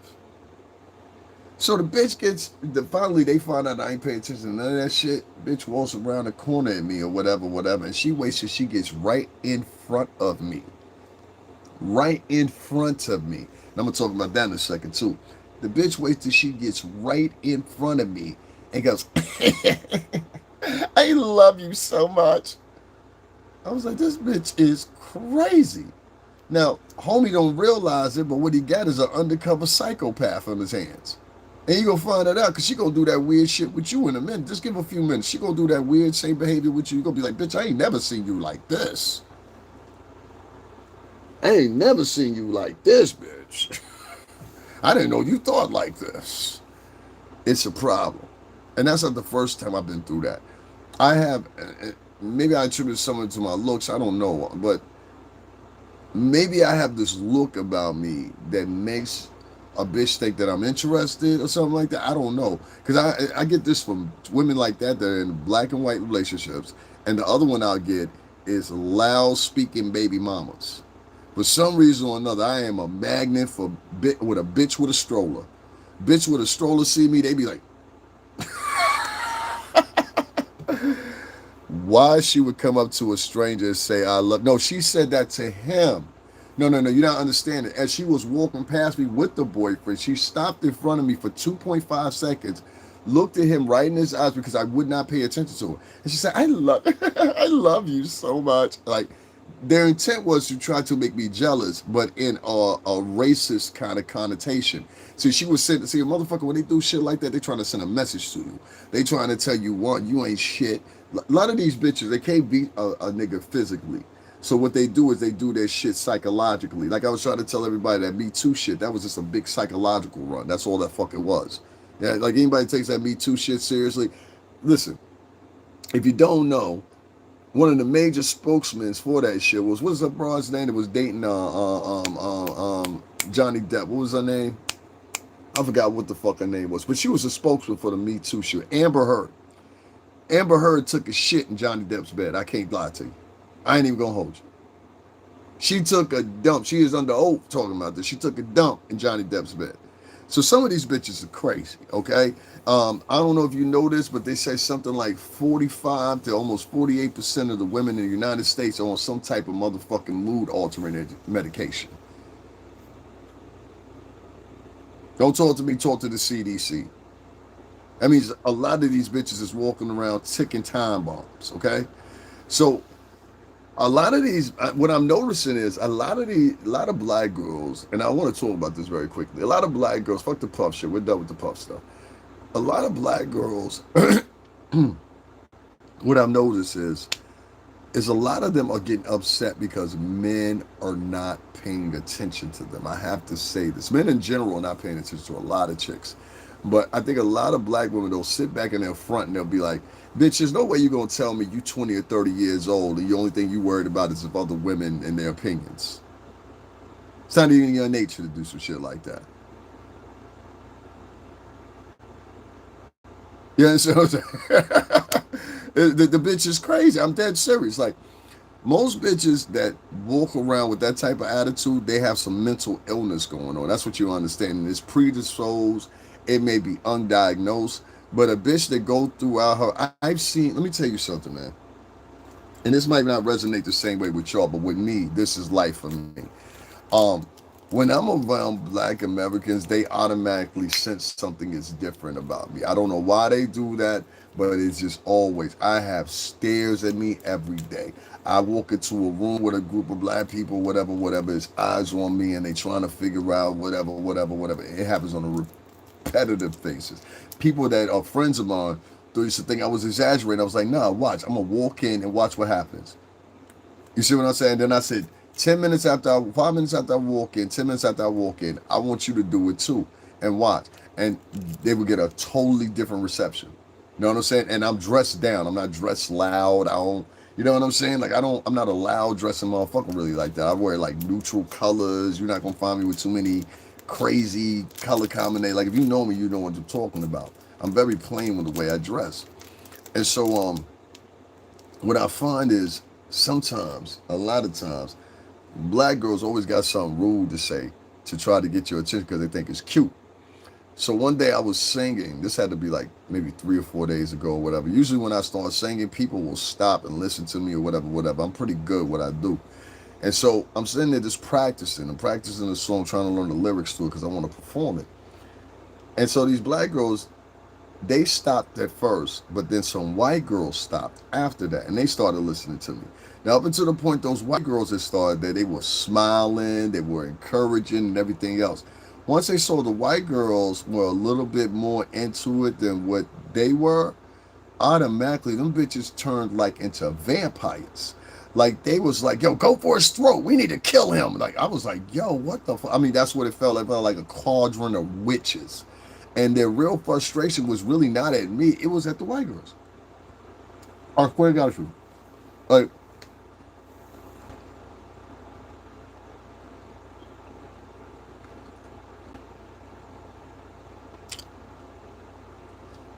it befuddles the fuck out of me how black girls, and y'all know what I'm talking about. So let's not play coy. There will be black women, and you can go look at any post that has to do with interracial dating, it's including a black man or whatever race of girl. The most two they like to point out the most, the three they like to point out the most is Latin women, white women, and Asian women. Always the ones they point out. They will be on those places and they will be making fun of these women in the chat room and they act like it's nothing. Oh, they hate to be in NL. What up, La? Brooklyn, what's going on, baby? That's a nigga I really know. Offline. Been in the streets with. You know I ain't showing no lies. I know he ain't showing no lies either. But he just says a perfect example. Out in the area we used to live at further out in Connecticut. Let's take it, family. Out in the other end of Connecticut, there's a lot of interracial dating. That's all we do it out there. So there's a lot of mixed babies, let's say, in that area, all the way up to past Rhode Island, going into Mass, going into New Hampshire. There's some black babies and Latin babies running around everywhere.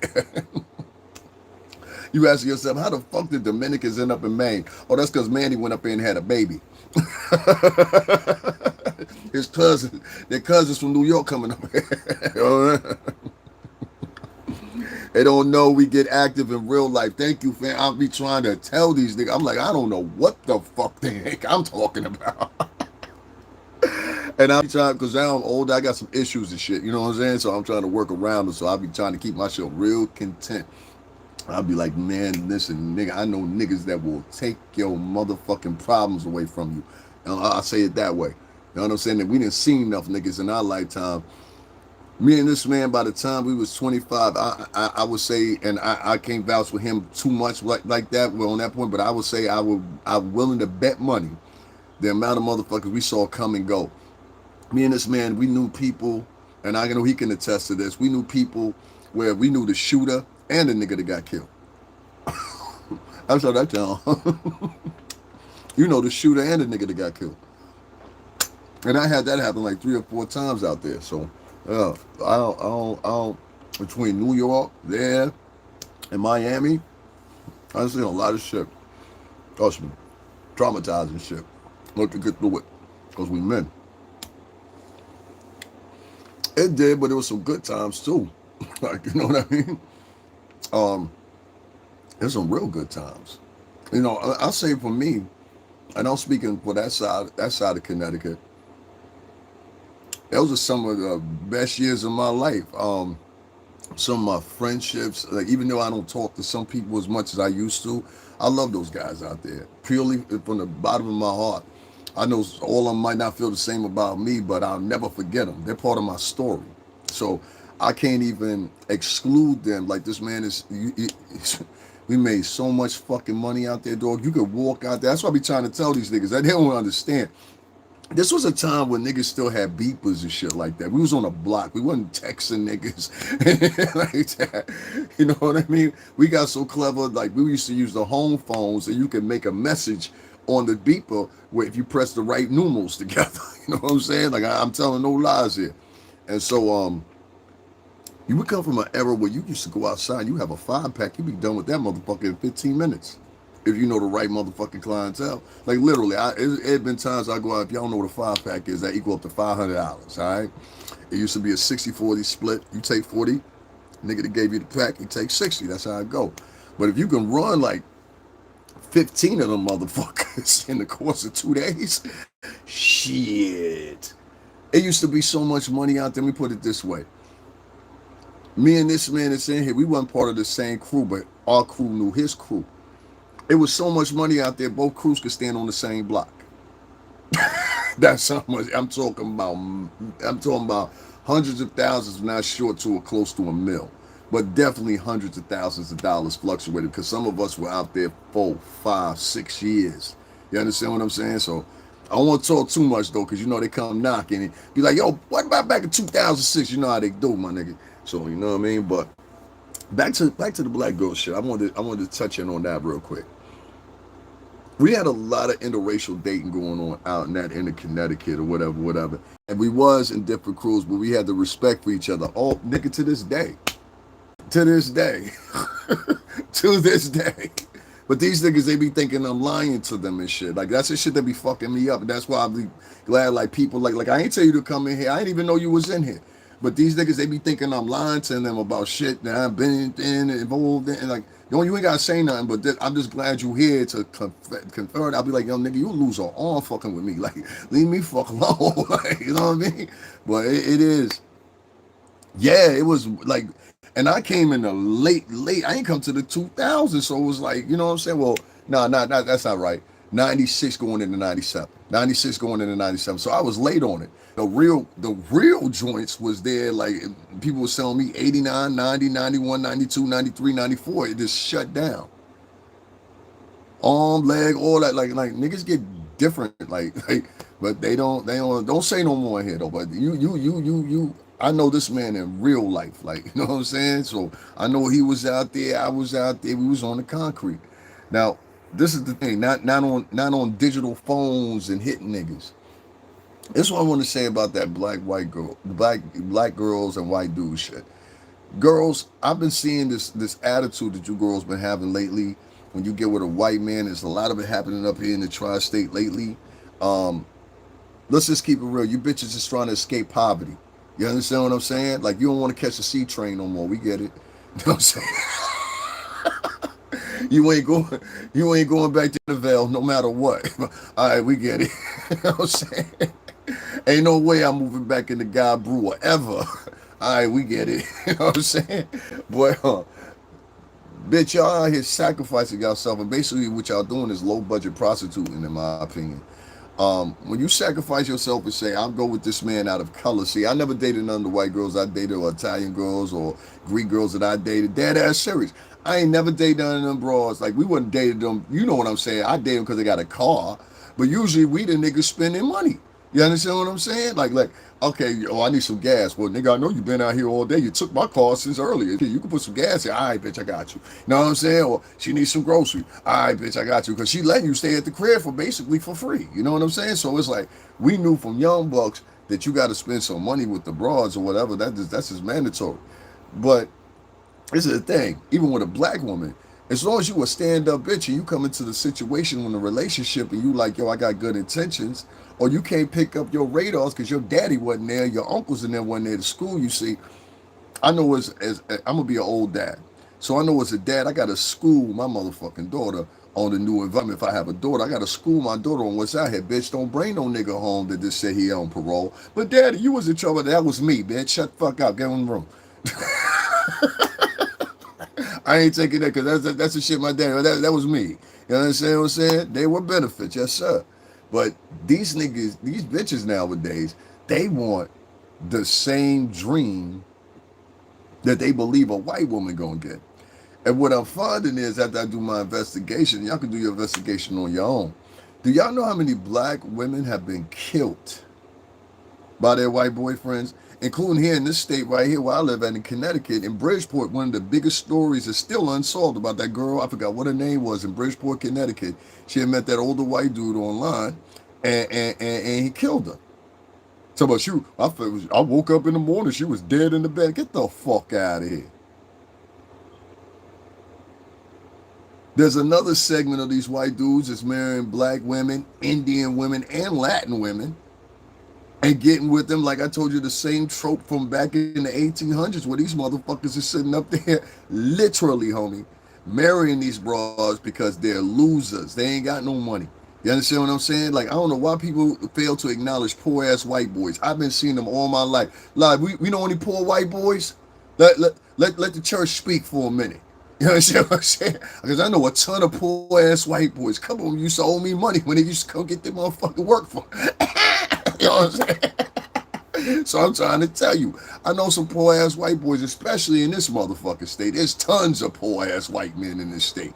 And there's a whole bunch of rich ones too. But I know the distinctive difference because when you live out here in this mostly white area of Connecticut, you get it very quickly.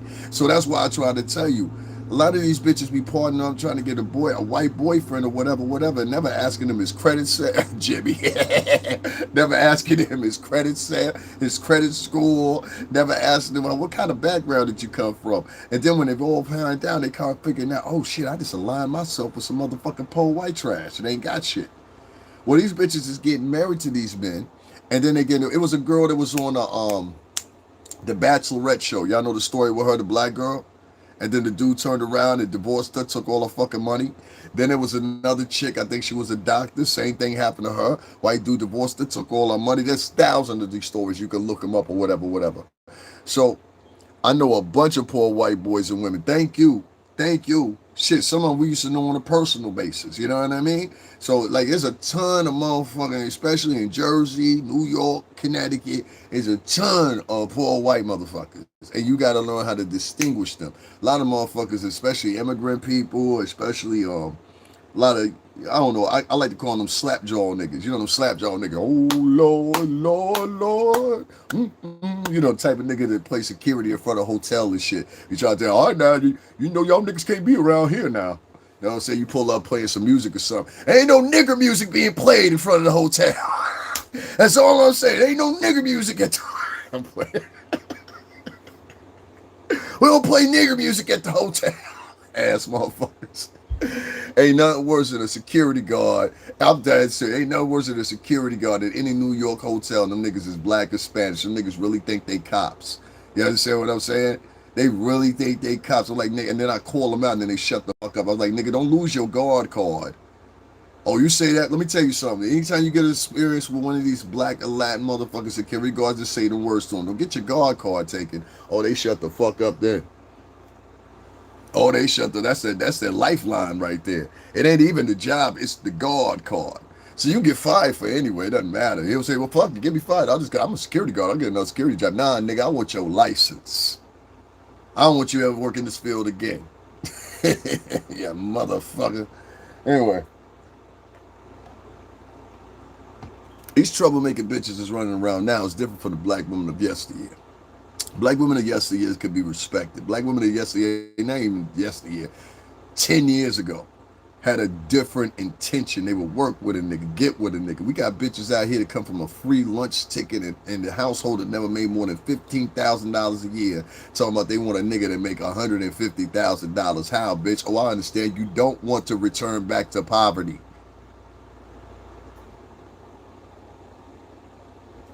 Get with your mate and help your mate build something.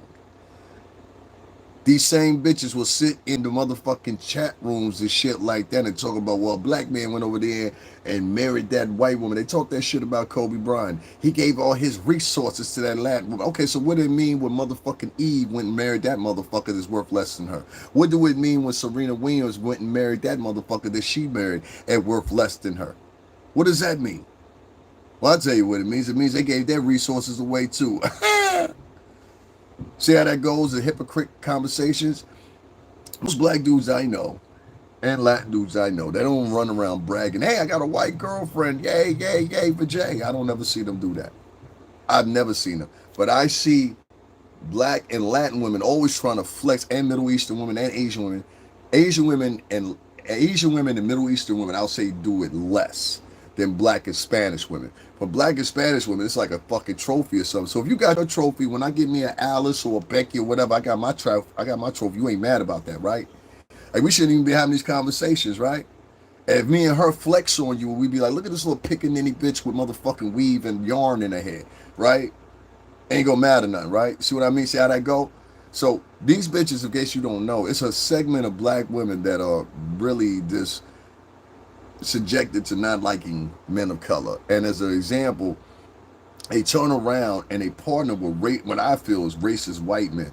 There are men like this out here that they may not like the men of the, I mean, history shows it. I mean, the rape and pillaging or whatever. I mean, you can even see it on the plantation. If you watch a movie, 12 Years as a Slave, what was that girl's name? I forgot what her name was, but she was played by Lupita Nyong'o. And in the movie, she depicted a slave. I forgot what her name. It might have been Kissy or something like that. And he was having sex with her. You see what I'm saying? So it's like, you know, there's always been this dynamic. There was another movie called show called Underground, and it had to depict slaves or whatever. Same thing. The black woman was in there. She was sleeping with the master. Had children with the master. The master had children on multiple plantations. You look at the movie Django Unchained. Same thing. Black women have always done this. Always, historically. In places of business, they'll do the same thing. Get into an argument with somebody white at a place of business, you're a black man. I guarantee you, those black women, they will join the side of whoever you're arguing with before they will join the side with you or even investigate. Get into an altercation with somebody that's white in a public spectacle or whatever. I guarantee if it's a black female security guard or a black male security guard, they will join the forces of the motherfucker that was bothering you from the get-go. They're programmed like this. And so this slave mentality that these motherfuckers got is very different from the rest of a lot of us. And they want to indoctrinate you into the slave mentality too, ladies. This is why I remind you to be warned of bitches like Cynthia G that's talking about out here. Got a whole channel talking about how black male babies should be specifically aborted. Bitches like that sprinkle whore. They're spreading messages like this because they want to tear down the dynamic of the family. They're not here to impress them. They got hundreds of thousands of women behind them that believe them, that honor them, that cherish them. Y'all don't believe me, but I'm telling you the truth. And so as long as you got those type of bitches in the community, you're always going to have a problem. And so I say like this, man. Y'all guys, make sure y'all hit that like button. Make sure y'all hit the Cash App or whatever, because this is my experience. Y'all may not like what I have to say, but I'm hearing other people talk about these same experiences, and they're getting likes, they're getting Cash Apps and support or whatever. But I'm just saying like it is. You're seeing a lot of this thing where you're getting black women that are dating white men, and it's like they're partnering up and going after selective men of color until you let them know something. It's happening, Alice. I swear to God to you. And they're getting more and more ignorant. Look up Cynthia G. Look up the Sprinkle lady. And take it from there. You'll see what I'm talking about. When you hear me say shit like this is light. My shit is PG-13 compared with them bitches said. I ain't never got up on here and said, I think every man should abort black female babies. I've never said that. I wouldn't even say no shit like that. You see what I'm saying? Even though I feel like, and my journey, I'm not gonna have a kid by a black American woman because I see the trajectory where the culture is going. You understand what I'm saying? Now, if you would have asked me that 10, 20 years ago, it might have been different. I still probably would have ended up with my kid being half Latino, more probably. But the point is, as I'm seeing the trajectory of what's going on, it doesn't look like things are getting better. It looks like getting worse. And it looks like the people are just like hateful of each other. They don't like each other. They can't stand each other. It's almost like, you ever try to talk to a black dude you don't know? It's very different than talking to a Spanish man you don't know. Very, very different. Very different. Very different than even talking to a white man you don't know. It's not very pleasant. There's always some stare off or, yo, what you doing over here? Or they want to revert back to the hood. You know what I'm saying? Everything is the hood. Yeah, she talks about it heavily, and she's got hundreds of thousands of black women over there that donate to her. Y'all don't believe me, huh? No, I just don't talk about it. I'm dead serious. Here, I'll let you hear for yourself. I played this a million times. That's why I said they put a double perspective on what you can talk about and what you can't talk about with them. But they'll talk about whatever they want to talk about with you, and they're all holding under the form of, I'm educated. Like, no nigga walking the earth has went to college except for their gender. And it's mind blowing to me. I'm like, you're a dumb motherfucker for this even thinking that, and coming up with that thesis or even promoting that. So a lot of these times, what you guys are a bunch of articulate clown bitches, really. You know what I'm saying? They come from the ghetto. They don't come from the backgrounds that they're trying to project that they do. You understand what I'm saying? So when people that come from those backgrounds that peep that shit quick, they get automatically upset with them. You understand what I'm saying? It's like a fake pair of sneakers finding a real pair of sneakers and getting exposed. That's what it is. You know what I'm saying? So, man, what I'm saying to you is, if you're not reared in a community, or you're not reared in a suburban background, I can tell very quickly. I can tell by your mannerisms. I can tell by the way you carry yourself. It's certain things that will go to you, and you will say, "Oh, that's hood," or whatever, whatever. Most people will say, "Well, that's most of the white dudes I know out in Connecticut." Like, they kind of like are like me. I had my one friend. I'm gonna call him Red. I just saw my man, my redhead homie or whatever, on camera one day. He walked in, he was like, yo, let me get a cigarette, bro. You know what I'm saying? I put him on camera for like 2 seconds or whatever. And that's my man's right there. You know what I'm saying? That's the homie. He's fucking Irish. You know what I'm saying? Like, it is what it is. No, just don't know about her. Don't think I'd like to meet her on the street. Yeah, you know, the funny thing is, like, see, these girls, let me tell you what I mean. Black culture is so saturated by female shit that I don't want to play the bitch because it's disgusting. But Cynthia G is her name. Just look up. Just put in Cynthia G and abortion. You'll hear it for yourself. I don't want to play that shit on my channel. I just don't think it's a good look. The bitch was kicked off YouTube for the shit she was saying, and then they allowed her to come back. You get what I'm saying? And she had a man, and this happened coincidentally be part of the LBGT community. He started promoting what she was saying and her while she was missing her YouTube channel, and telling people where they could find her on her website, because she took it to a website, same message. This bitch was able to garner so much money. This is what I talk about with the black community and the donation shit, because they later on they did the same thing with Umar, and they want to complain about Umar and take Umar down after they spent 13 years giving this nigga over $2.5 million, and ain't nothing but the lights on in the school. You know what I'm saying? But that, never mind that. Don't worry about that. You know what I'm saying? Well, they gave this bitch enough money within a year and a half. They gave this bitch within a year and a half enough money to buy a house. I've been on here for 6 years. I ain't never had a year I've made more than, I don't know, $1,000 in donations. That's why I don't do this shit too much no more. I get on here and speak a little bit and then I be out or whatever. Because it really ain't worth it when it comes to African Americans watching me nowadays. The version they have now. Not the ones they had previously. The ones they have now. The ones they have now are nothing but capitalists. Yeah, you can get out of here with that shit, bitch. When you say shit like that, when people come in here and the first thing they say to you, they don't say hello or anything like that. The first thing they start doing is writing Bible verses and shit like that. You know why they do that?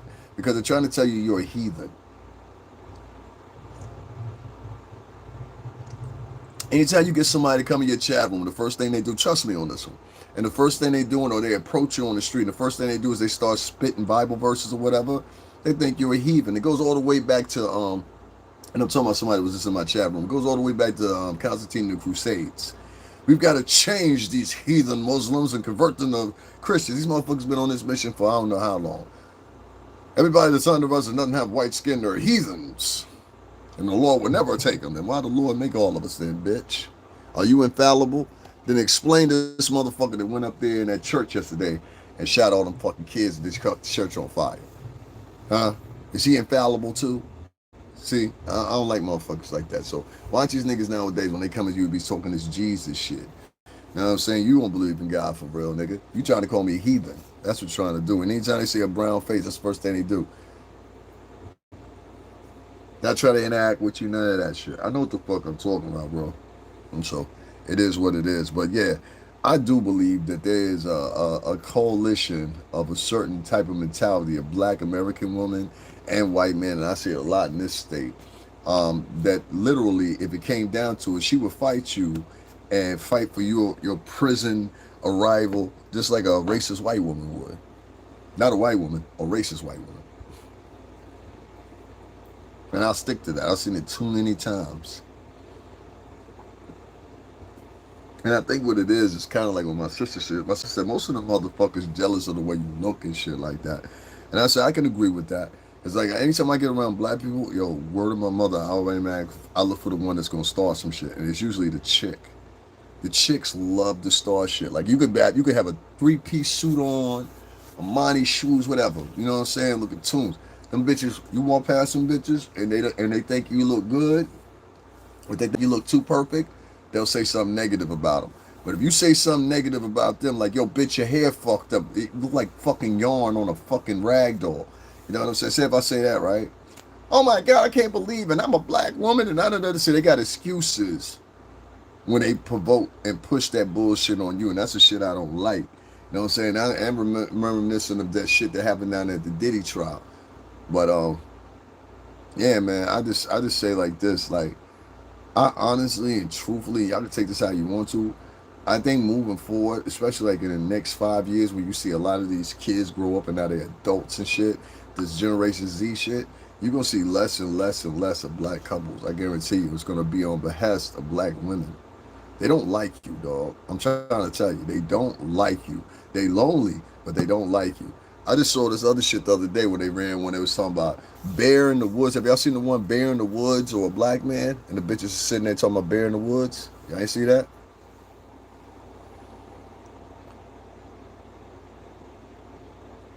You rubbing them lips like Prince when he said, you stupid. I don't know what the fuck that meant, but nah. Nah, my lips is dry. I smoke cigarettes and my lips be dry and shit. So I be trying to make sure my motherfucking lips and shit. Because you know these niggas, they be on here, your lips said dry, the black ones. Your lips said dry. They be pointing out shit that your grandma's supposed to be pointing out. You know what I'm saying? You know your lips said dry, your hands are ashy. Bitch, you ain't my grandma. My grandmother tell me shit like that. God bless her heart. My mother tell me shit like that. My mother heard the way half you hoes is talking to me, she beat your motherfucking skull in. You know what I'm saying? That's some real shit. My mother don't like nobody fucking with me. Trust me. My mother whooped. That's why I get the term quick, because my mother whooped quite a few asses before. Quite a few asses. You know what I'm saying? Like, for real. Her sister, and the other homegirl she used to have. Oh my God, them bitches was crazy. Like, for real. Like, if you had a problem, my mom was known for stomping a bitch out, and she would cut you. You know what I'm saying? Like she was always quick to keep a blade on. Everybody know that about my mom. My mom will cut the fuck out of you. Like, I'm not being funny or trying to brag about it. It's just well known. My mom will cut the fuck out of you. And there's a couple bitches. One bitch walked around, fucked with my sister, and she got a poke in her chest. I'm assuming to this day. Like you gotta watch who you fucking with and talking to. And just because you got the perception that somebody or everybody looked a certain way that you know the niggas around your hood look like, and you can identify, you're gonna make a big mistake by that. There's some nerd niggas out here that got motherfucking pistol permits and got 40 cows on them that blow your motherfucking top off precisionally. You'd be like, well, he ain't look like that type. Alright. He ain't look like that type. Alright. The nigga that tried to kill Trump, he ain't look like that type, did he? But he took that shot. That nigga that killed Charlie Kirk, he ain't look like that type. He took out Charlie Kirk. You better get out of that. He don't look like that type. Niggas ain't looking like that type no more. What you think this is, 1994, motherfucker? Watch when he sings that song, He's My Favorite. That's what's up. Nah, that's what's up. That's what's up, guys. Make sure y'all hit that like button, double tap the screen or whatever, whatever. But yeah, I mean, for me, yeah, I've never been in a. I'm just saying from my experience, I've never really, how can I say it, seen a time in history where Black America is the way it is, and the women are out here moving the way they moving, and everything will point to me and say they hate the men, and I'm not worried about it. I'm really not. You know, I'm really not. Like, I'm not worried about it. But I'm thinking about the other guys and young men that are growing up, and that's what they really say. I want a black woman, and they really just pinning themselves up for abuse and letdowns and failed relationships or whatever. These bitches up, like they uphold having single. I don't know. I don't know. I don't know. I don't know. Hold on, I want to play this for y'all so y'all hear this. I want you to hear some of the jargon that some of these broads have out here. Guys, make sure y'all hit that Cash App, support the channel. Understand what? Black women are not a group of women who were designed for autonomy. Look at her face. We're not. She looks crazy. If you want to know what this group of women will do with free will, left to their own devices. Open your eyes. But it is a condescending talk. We're supposed to listen to this crap? She laughed like a witch. Black women were designed to have autonomy. Shit, I'm just gonna start laughing at these goofies. You gotta be goofy as fuck.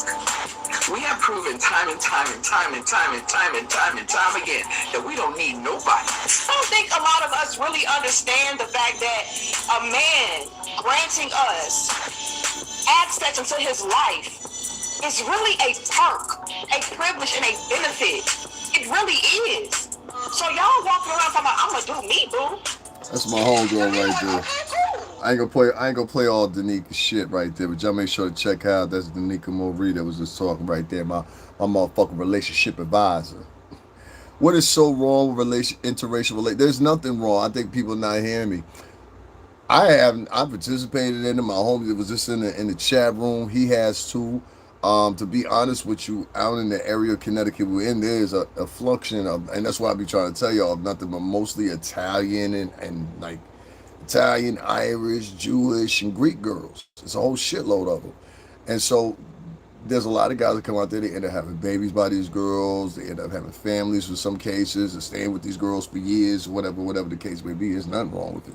But nowadays, what I'm finding is there's a new implement in it, and this interracial dating, and I'm hearing it like the same talk I'm hearing coming from a Middle Eastern man. That's why I'm highlighting it, because I heard a Middle Eastern man talking shit about it. Know what I'm saying? There's a lot wrong with it. There's a lot wrong with your birth too. There was a lot wrong with your birth. You should never been here, piece of shit. But anyway, we have this segment of black females and white men who I particularly believe that they're getting together for the wrong reason. I think they're getting together because they hate black men equally. And one is using the other. I'll use the same example and I'll say, I know some black female, well, it's a lot less. I know some black dudes that will get with white girls just to piss off black girls. I've seen that before, but it's very few of. Most of the time as men, we look at you as a sucker if you come around talking to us like that. Most men know that. I think most men will agree with that. But women, on the other hand, I've noticed that a lot of black women are flexing with white dudes, and I could give a fuck less. I really could, you know? I really could. But it's the point of the passive aggressiveness that comes along with it. So what I was explaining was an incident that I had just last night where a black woman tried to use her white boyfriend as a pawn. And I'm thinking in the back of my head, bitch, if you do too much more, I'm going to knock you out first, and then I'm going to knock him out. I want to knock you out first just to prove the point that you try to press and you try to go over here and do this with niggas. And see, that could lead to somewhere else. Because, see, if she's successful in what she's trying to do, what can happen, this is where you got to teach her a lesson. If she's successful in doing what she's got to do, she'll do it again, and then again, and then again. And then eventually she going to do it with the wrong person and get that motherfucker killed. See, men kill each other. Bitches start fights with men not knowing that men kill each other. You wouldn't know if you ain't got a father around. Men kill each other. Do you understand what I'm saying? That's why I be telling niggas, always think before you start arguing about a bitch. Always think before you start arguing about a bitch. Not a woman, not your wife, not wifey, a bitch. And in super hoe fashion, a lot of black men and Latin men, because they've been raised off the titty of their single mother, will literally put their whole fucking life on the line for a raggedy bitch. And soon as they get locked up, as soon as they gone, that same raggedy bitch out here in the streets once again. Remember to call anyone mixed black is supporting white supremacy, because racists wouldn't allow mixing of any kind. So if you're upholding that, you're upholding white supremacy. I don't believe in that at all. I think that's a bunch of hogwash. This is not 1864. This is 2025. The stakes have changed, my friend. So I can't agree with that, Ryan. What I will say is this. I think, and I will say again, I'll stick on my premise, that it seems like to me that black women are either in a revenge state or whatever the case may be, and they try to highlight it.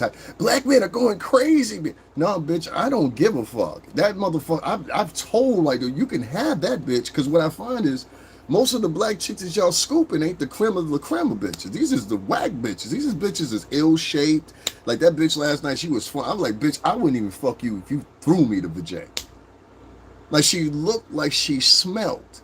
Like, I look at girls like that. Like, I'll look at women. I'm sorry. I'll look at certain women. I'll be like, that bitch look like she smelled. Like, even if she look good to you, it's certain things about it. I could just envision her. Like, it's an aura they give off. I'll be like, something ain't right about that. Like, I don't know what it is. If you smell like too much perfume, and that's another thing that gets me up. I don't like a bitch that smell like too much perfume. What, you ain't had time to take a bath or something, bitch? I know that trick. You understand what I'm saying? There's a lot of little quick tricks chicks could do in the bathroom. If they trick in, if they out at the bar, they swinging for Jay. I done seen chicks go through 3 slongs in one club night. Yes, you heard me correctly. I seen a chick go through 3 schlongs with the slushy on deck in one club night. Club closed at 4 o'clock, player. Club closed at 4 o'clock, player. You understand what I'm saying? You went through 3 schlongs in one night. You hit off homie, his mans, and then some random. This how chicks get down. You don't remember about that bitch up there, motherfucking Kobe Bryant was fucking up there in Colorado? They said that bitch had DNA from Slushy earlier in the day in her vajay still. I can't make this up. Y'all still don't believe me? Here, I got some more play for y'all. Let's keep this a little longer show. Because I've been wanting to talk about this anyway. I'll talk about all the fires and all that shit later. Listen to this one right here. This one was quite interesting. The reason why people don't want love is because most women want their bills paid. They don't want love. They got 4 or 5 people because they got more than 4 or 5 bills. And I think as long as we're in this transactional era of time, it's never going to be able to get back to love. We got to focus on the core value of what actually matters inside of a relationship. And we've strayed too far. Honestly, don't get mad at me. I know there's a lot of ladies in here. But it's the truth. You know, honestly, we live in a prostitution era. Wow. The reason why people don't want love is because we live in a prostitution era. And that was one of the sisters giving her testimony. That was one of the sisters giving her testimony. You ain't hear that? We live in a prostitution era. And I keep trying to tell y'all, I said once again, one of the main reasons them bitches is doing what they doing is because they trying not to do what? Return back to poverty. I ain't paying attention. I ain't paying attention. These bitches don't love you, nigga. They want their shit paid. Hold on, I got another one for you. Still don't believe me. I got another one for you. Check this shit out right here. This one gonna blow your mind when you hear this one talk about this. What that one that I had earlier. This one is gonna really blow your mind. And this chick, she said it plain out. Like I played that one yesterday about the what's the name? Yeah, this one right here. Would you rather be trapped in a forest with a black man? a bear. Definitely a bear. I ain't gonna cap. The bear. A bear. Let's go with a bear. Oh, a bear? I take my chances with the bear. A bear. Why the bear? Look at this generation of men. I don't trust these men. I ain't no telling what he'll do. I know what the bear tried to do. The bear tried to, like, grab me, and I had to beat the bear up or something. You know how they got these 100 against the gorilla? I would be one of the 100. I don't know the black man. At least I would know his intentions. You don't really know what a human's intentions might be if you're alone with him. I don't care. It's just a bear. I feel like the bear wouldn't try to fuck me. You know, I'd rather die than hear. You know what I'm saying? Black women do not care about black men. Okay, black women, unfortunately, sis, and I know y'all coming to beat me up, and I ain't talking about all of us, but I'm talking about the majority. They don't even care about their children. They would rather abort their children than to give them life. Okay, black people, black men, right? At some point you're gonna have to pick a side, right? Black men have to come back into the forefront, and you all have to take a lead if you all want to save black life, right? Because a black woman, she can go anywhere, right, to get what she feel like she needs, right?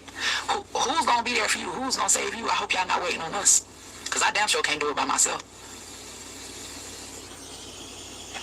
Would you rather be trapped in the forest with a black man or a bear? Definitely a bear. I ain't gonna cap. The bear. A bear. Let's go with a bear. Oh, a bear? I take my chances with the bear. A bear. Why the bear? Look at this generation of men. I don't trust these men. I ain't no telling what he'll do. I know what the bear tried to do. The bear tried to like grab me, and I had to beat the bear up or something. You know how they got these 100 against the gorilla? I would be one of the 100. I don't know the black man. At least I would never. This is America's Next Lesbians. Did you hear what this girl, either Next Lesbians or Next or there? The question was, a black man or in the forest with a bear? And all these bitches got to Earth because of a black man. Now, you're going to find a lot of people didn't want to be in that conversation because these racist ass black bitches that be out here, this is how they think. You heard another woman right after that. She says, most black women don't even care about black men. She's a woman. She has a vajay. She said it. So, you know what I mean? Y'all keep on wishing on a star. It's just a bear. Would you rather be trapped in the forest with a black man or a bear? Definitely a bear. I ain't gonna cap. The bear. A bear. Let's go with a bear. Oh, a bear? I take my chances with the bear. A bear. Why the bear? Look at this generation of men. I don't trust these men. I ain't no telling what he'll do. I know what the bear tried to do. The bear tried to like grab me, and I had to beat the bear up or something. You know how they got these 100 against the gorilla? I would be one of the 100. I don't know the black man. At least I would know his intentions. You don't really know what a human's intentions might be if you're alone with them. I don't care. It's just a bear. I feel like the bear wouldn't try to fuck me. You know, I'd rather die than hear. You know what I'm saying? Black women do not care about black men. Okay, black women, unfortunately, sis, and I know y'all. I don't know the black man. At least I would know his intentions. You don't really know what a human's intentions might be if you're alone with them. I don't care. It's just a bear. I feel like the bear wouldn't try to fuck me. You know, I'd rather die than hear. You know what I'm saying? Black women do not care about black men. Okay, black women, unfortunately, sis, and I know y'all coming to beat me up, and I ain't talking about all of us, but I'm talking about the majority. They don't even care about their children. They would rather abort their children than to give them life. Okay, black people, black men, right? At some point you're gonna have to pick a side, right? Black men have to come back into the forefront, and you all have to take a lead if you all want to save black life, right? Because a black woman, she can go anywhere, right, to get what she feel like she needs, right? Who's gonna be there for you? Who's gonna save you? I hope y'all not waiting on us, because I damn sure can't do it by myself.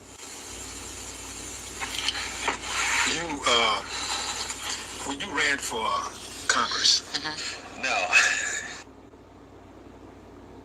I still don't believe me? Still don't believe me, huh? I'm still wrong, huh? These kids. Anyway, guys, I'm going to have to get up off of here. I've been here way longer than I should have. I ain't got a dime worth of support or whatever, but I just want to have this conversation. It doesn't matter. It doesn't matter either way. I'm going to say that, Alice, thank you for being here. I don't even, let me tell you something, man. I've been here for 2 hours and 45 minutes streaming, right? And now one motherfucker has donated 10 cents to me. So as far as that motherfucking community and caring about them and all that shit or whatever, yesterday a bitch tried to diss me with a white boyfriend.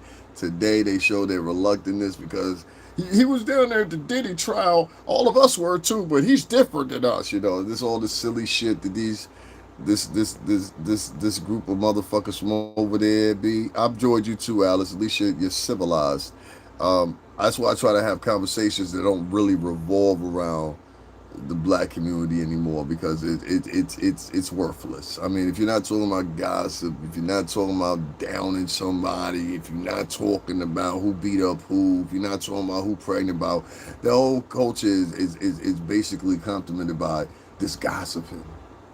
And whoever gossips the best makes money. You know what I'm saying? So it is what it is or whatever. So when you see me plug in here, most of the times this is for the views for YouTube. I really don't even As far as, and I'm saying this for my personal self, I really don't care about that spectrum as a whole unless I already knew you.